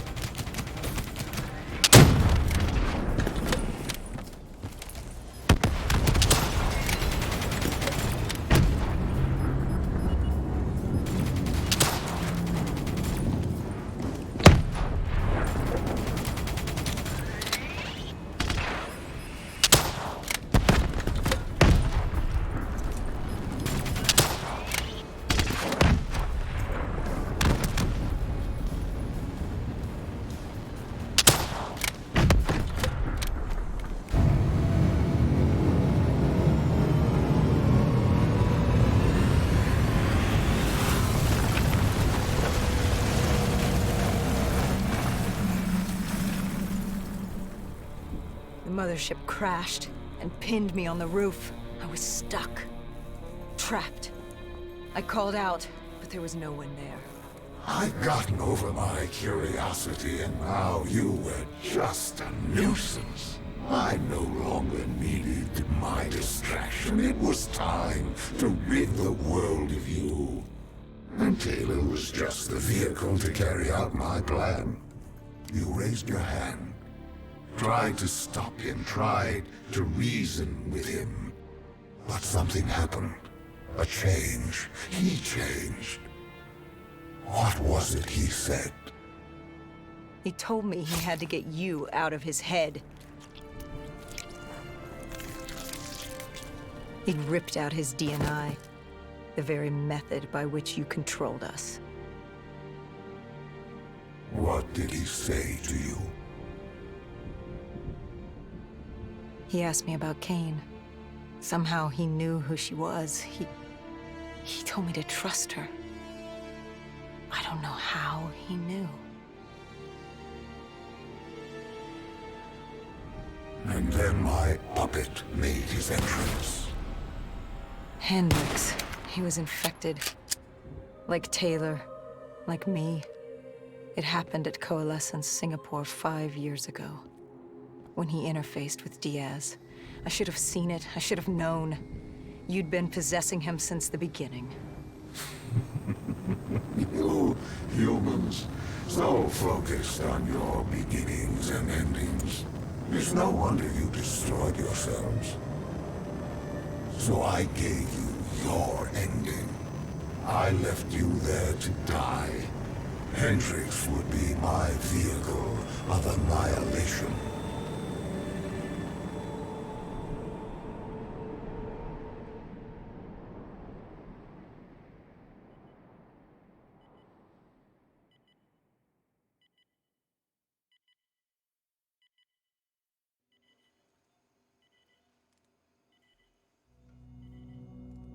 But your guardian angel, she wouldn't let you die. She saved you. She helped you cheat death again. She wouldn't let you die. You must have been tired. Tired of fighting, of running, of living. What's it like to escape death when it's all you desire? What did she have to say to you? Do as he asks. Give Deimos what he wants. Trust me. It's all going to be okay. That we were going to Zurich. To stop Hendricks. To stop you. To end it.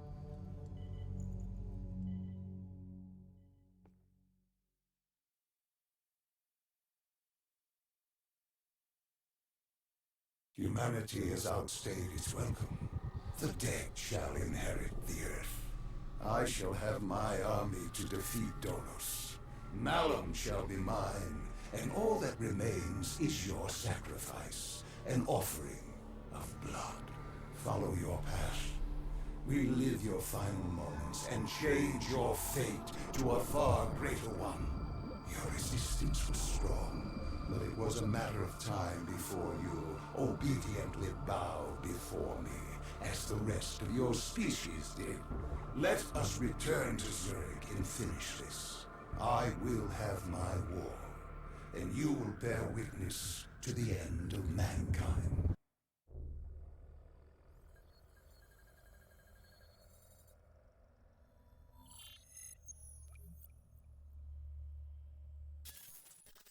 With Hendricks as my vehicle, I stampeded towards Coalescence, leaving pandemonium in my wake.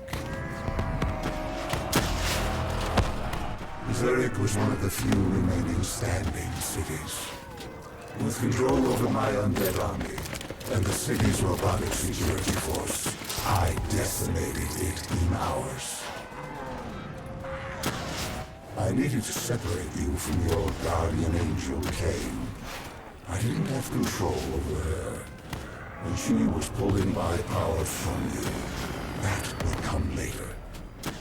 By taking Coalescence headquarters, surrounding it with an impenetrable armada. But I waited for you. I was so curious. I was in your head. But I couldn't take control. I wanted no... I needed to know how before I opened the gateway. But before that, you had to get through my undead army.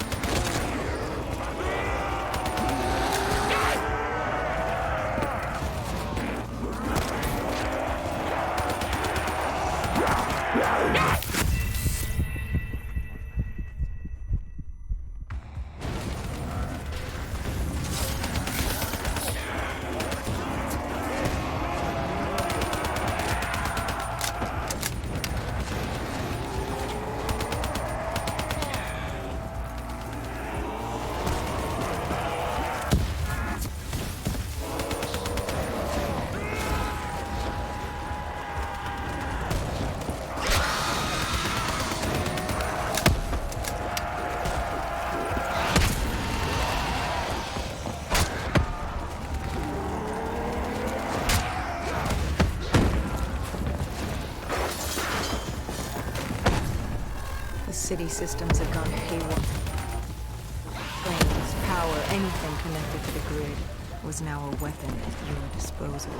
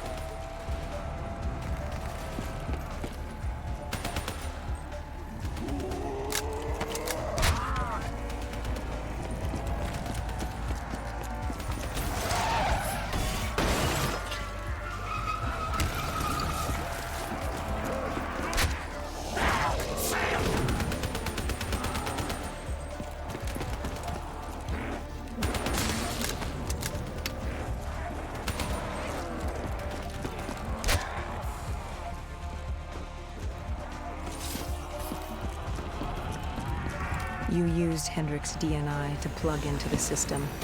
We could see that from the carnage you unleashed, but we didn't know how bad it was yet. WA Command came over comms. They were experiencing robotic system malfunctions all across Switzerland.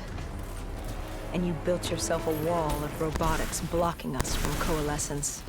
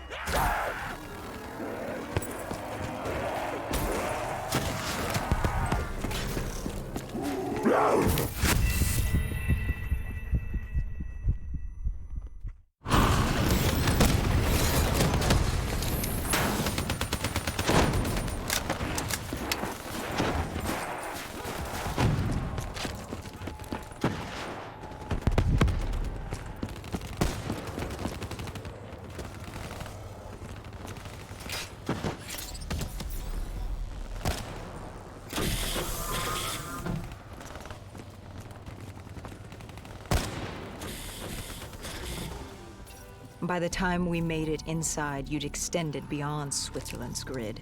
You'd seized control of WA Command. All remaining robotics protecting the world from the undead were now only loyal to you. You'd done it. It was the beginning of the end of mankind.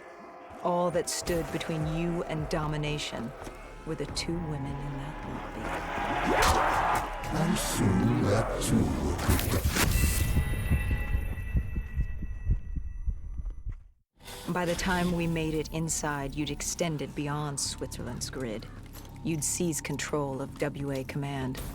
All remaining robotics protecting the world from the undead were now only to you. You'd done it. It was the beginning of the end of mankind. All that stood between you and domination were the two women in that lobby. And soon that too will be dealt with accordingly.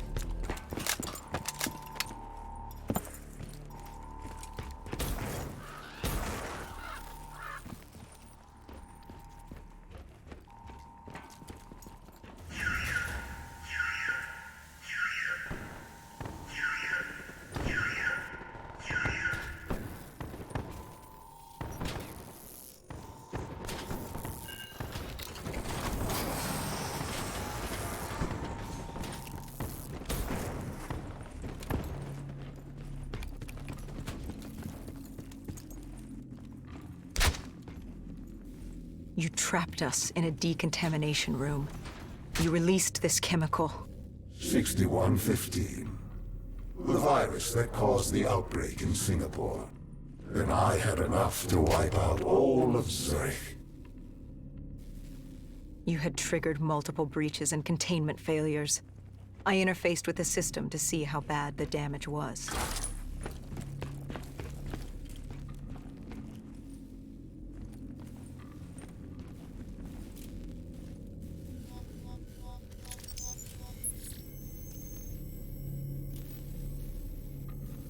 And Kane acted as I predicted. She sacrificed herself. The room was flooded with 6115, and the system reset was in there. But wait. No. There was a problem. What had you done? You lied. You tricked her. There was no breach. She sacrificed herself for nothing. I ripped her from you. She could toy no more in my affairs. The dose I gave her wouldn't even turn her. It would simply kill her. I will never understand your species. You sacrifice yourselves for so little. Look at her. She gave her life for something that would amount to nothing. You tie yourselves to emotions, forcing you to act impulsively, without considering what could happen. You give your lives because you believe there's something to gain. As if a heavenly body would fall to its knees and worship you for your good deeds. Keep moving. You're almost there. Do you remember this place? What happened here? You found Kruger, the one who rebuilt Project Corvus. It was time to open the gateway, and Kruger was proving difficult, unwilling to fulfill his task. But he was equipped with DNI like yours. There were easier ways I could persuade him. I could become him. I couldn't let you. I told Hendricks to stand down, or I'd take him down myself. You were desperate to convince him to open the gateway. You were relying on me being unable to shoot my friend, but I eventually did. We shot each other. I bled out on the floor and died, with Hendricks, stopping you! But now you will shoot first. Change the memory. Don't wait for him to turn on you. Kill him. Change your fate. Let him win. Everything will be all right. Good. Now sacrifice yourself. Open the gateway. Do as he asks. Let him think he's won. Offer yourself to him. Wait. What? Where am I? What is this place? Hendricks? What are you doing here? Where are we? What the hell's going on? I can't hear you. What are you saying? Why can't I hear you? Humans have no voice in this place, and how could they? But as it happens, this is not Hendricks, merely a reflection of your consciousness. It's how our realm manifests itself to mortals. How is this possible? What did you do? Deimos? What's happening? Why don't you ask your friend? Maybe Hendricks can explain it. He won't speak. He can't speak. Of course not. Of course the mortal cannot speak. Their voice is meaningless and insignificant. Why would we cater to their wants and wills when they shouldn't be here? Where is here?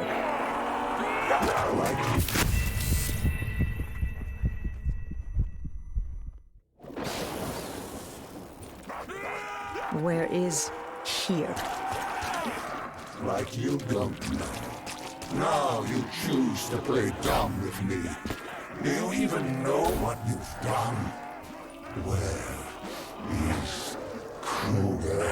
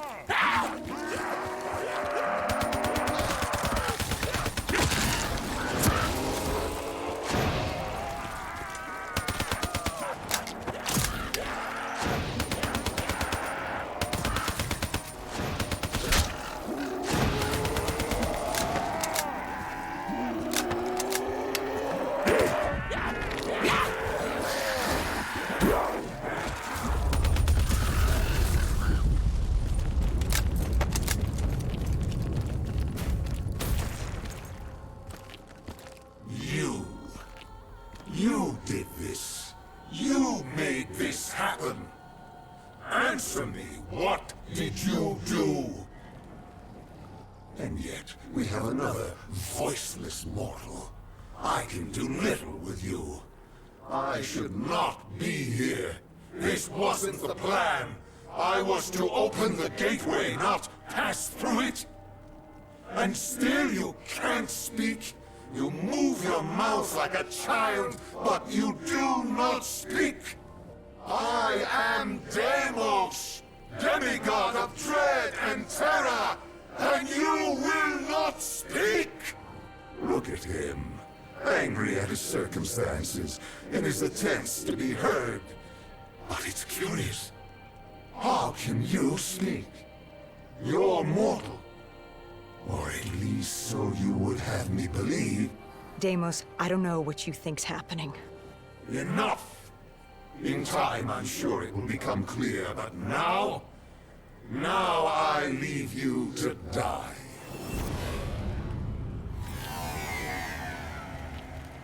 Hello? Who's there? Where am I? This is your new home, my child. This is Malum. I recognize your voice. You've spoken to me before. I am the reason you're still alive. I've been with you from the start, traveling with you all this time. And now you're going to kill my brother for me. Oh yes. There's much work to be done. So much fun to be had. Fun to be had. Who are you? I am Dolos, demigoddess of deception and trickery. How many times did I lead you to death only for you to walk away unscathed? This poor babbling mute soul didn't do a damn thing, but he knows when to give up and die. But how did you send me back? Why couldn't I control you as my puppet, like the others? You're mortal. She may be mortal, my dear brother, but she has a little help from her friend. No. You? This cannot be. What have you done? I've ended your little reign of terror over humanity. The time of the dead is over. No. No! No! No! But Deimos, I thought you'd be happy. I've brought you back home where you belong. I must be confused. I thought that's what you wanted. Humanity was mine to rule. They were mine to destroy. Humanity will destroy itself in time. It doesn't need our help for that. Sister, you've made a grave mistake. Taylor, what are you doing here? How are you here? It's an illusion I've created for you. A companion to help you. Follow him. Where is he taking me? To Deimos' hearts. To destroy him, you must first destroy his hearts.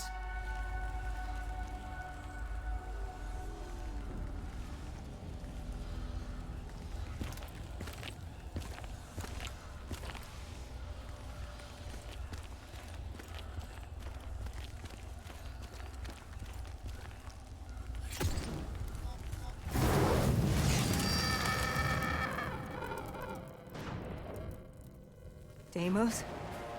Dolos? Taylor? Is anyone there? Dolos. I recognize these buildings. Why does this place look so strange, yet so familiar? Maulam is a realm beyond conceptual space and time. It manifests as a reflection of the individual. This is your Maulam. Follow Taylor. He'll take you to the heart.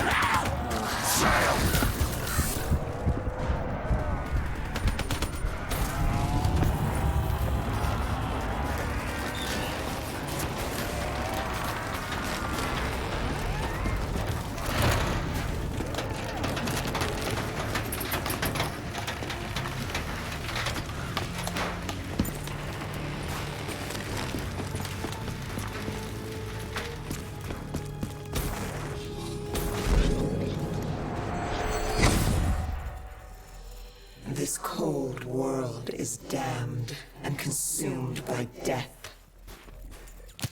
It's outstayed its welcome in the known universe. Father won't be pleased. What better time than now, I suppose? You think I will let you do that? Of course! You were never particularly good at anything. You were built to kneel, not rule. What's the human expression? Always a bridesmaid, never a bride? I will destroy you!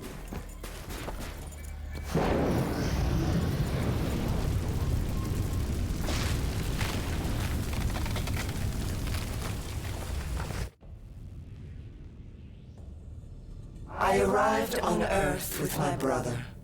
I lay hidden in shadow. Deimos never knew, but he's a simple creature. He's concerned with revenge, power, violence. He wanted an undead army just so he could kill me. How boring. And I was content to let him think he'd won. So I sat back while he consumed all of Earth.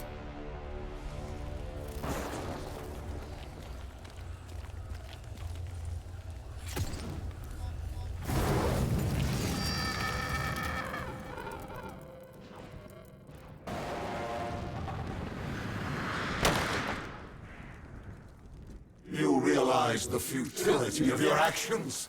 A human cannot kill a god. But she's no ordinary human. Wherever she goes, I follow. I'm in her head, a part of her. How could you have known my plan? Because it was my plan. I watched her in coalescence, saved her in the aquifers, guided her through battle. This entire time, you've played into my hand. It's a pity she won't live to see me kill you.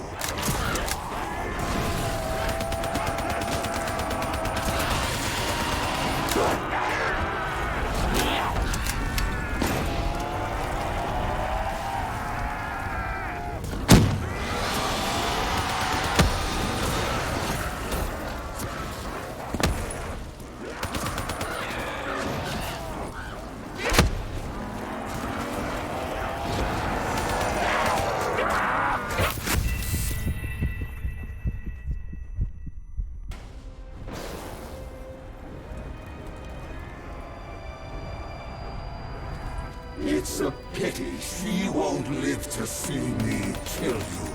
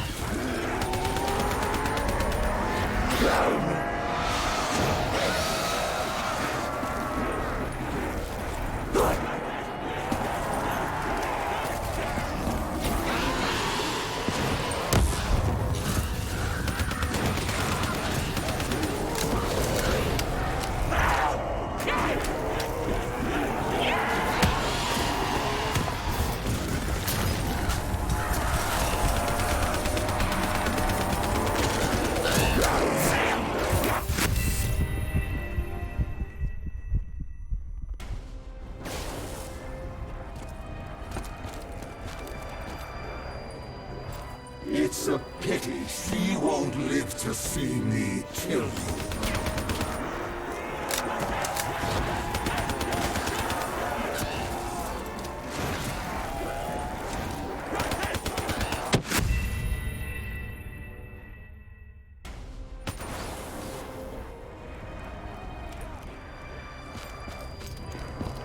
It's a pity she won't live to see me kill you.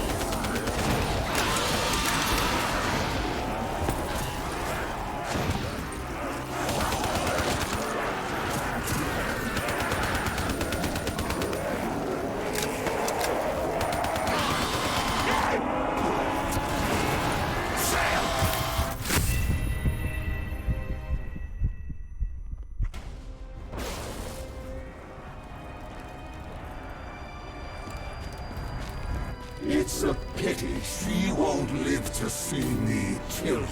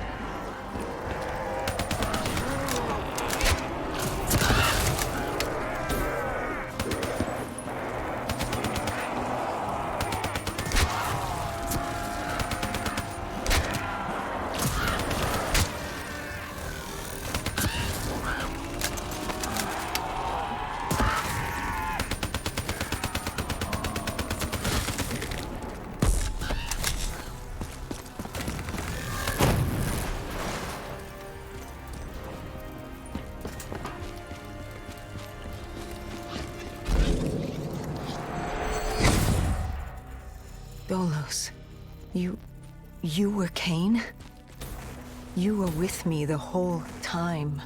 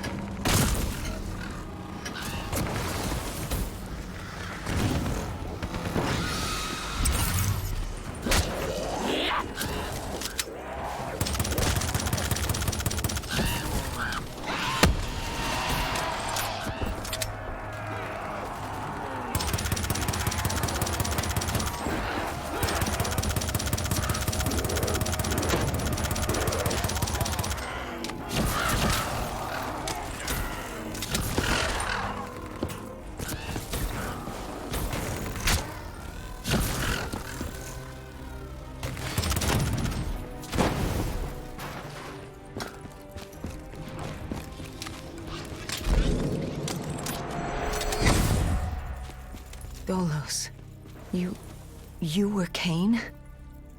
You were with me the whole time. I am not my brother. I don't turn people into puppets.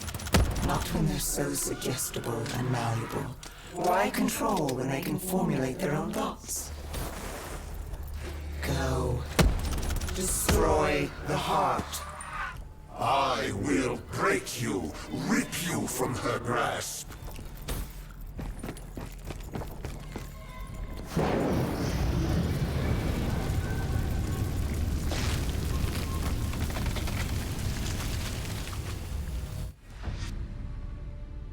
Taylor found us easily. All it took was for the doctor to create the disturbance. Deimos thought he'd... I had my fun watching my brother play with his his toys, but I was bored. It was time to go home. You let him destroy humanity. Oh, relax. Humanity will be just fine. Without Deimos, Bishop's cure will work. Humanity will return to its boring, uninteresting self. Don't you worry your little head.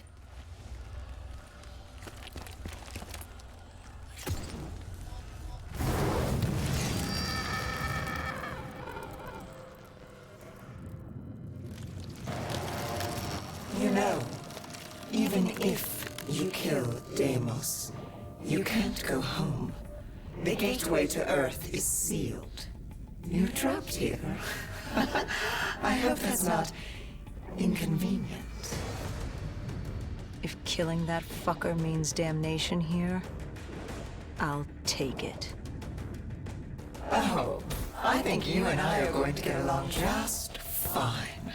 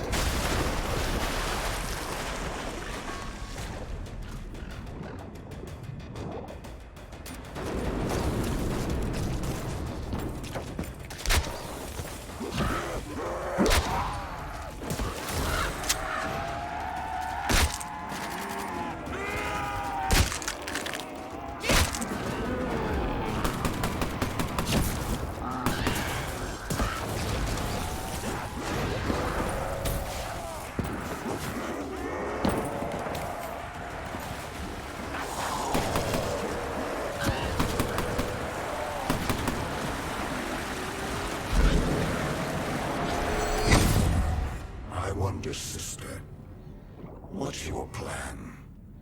After you kill me, who's next? Our father? The king on his fiery throne? Cronus, Proteus, and Hybris, Chiron? The four brothers of the Great Sea, the mirrors of Perseus. Where does it end? Will you kill all of Malum over that thing, that human? Oh my. Now that you mention it, I hadn't thought of that. I guess I'll just have to kill all of them. Run! Run while you can, little brother! Deimos did exactly as I had hoped. I knew, given the chance, he'd turn all of humanity into his army. Only then could I take him home. But to open the gateway, he needed a human sacrifice, just as the test subjects were sacrificed to open the gateway in Coalescence. A blood offering. You. You know, he's not wrong. You are strong. Stronger than any human I've seen. You fought force yourself to carry the weight of the world. You use it. It motivates you. You're driven by the need to do better, to improve on what you once were. What's more human than that? The drive to do better, to be better. I won't let you do this. We're not finished. She's burned your hearts. You're already weakening. Once she destroys your soul, it will be complete. What choice do you have, Deimos? This is the world you made for yourself. I cannot be defeated. I won't be undone. I can't. Why won't you just die? This is your chance! Let's see what a mortal can do! Do it! Kill him! No. I am Deimos, demigod of dread and terror! Oh yeah? How's this for fucking horrifying? Wait. This is Zurich. You said I couldn't come back to Earth. Right now, we've got bigger problems. Why? Because we killed your brother, heir to the throne of Malum? We've thrown this universe into anarchy. Demigods, sirens, titans, deities alike will go to war. Let them come. I like the sound of that. So, what's the plan, partner?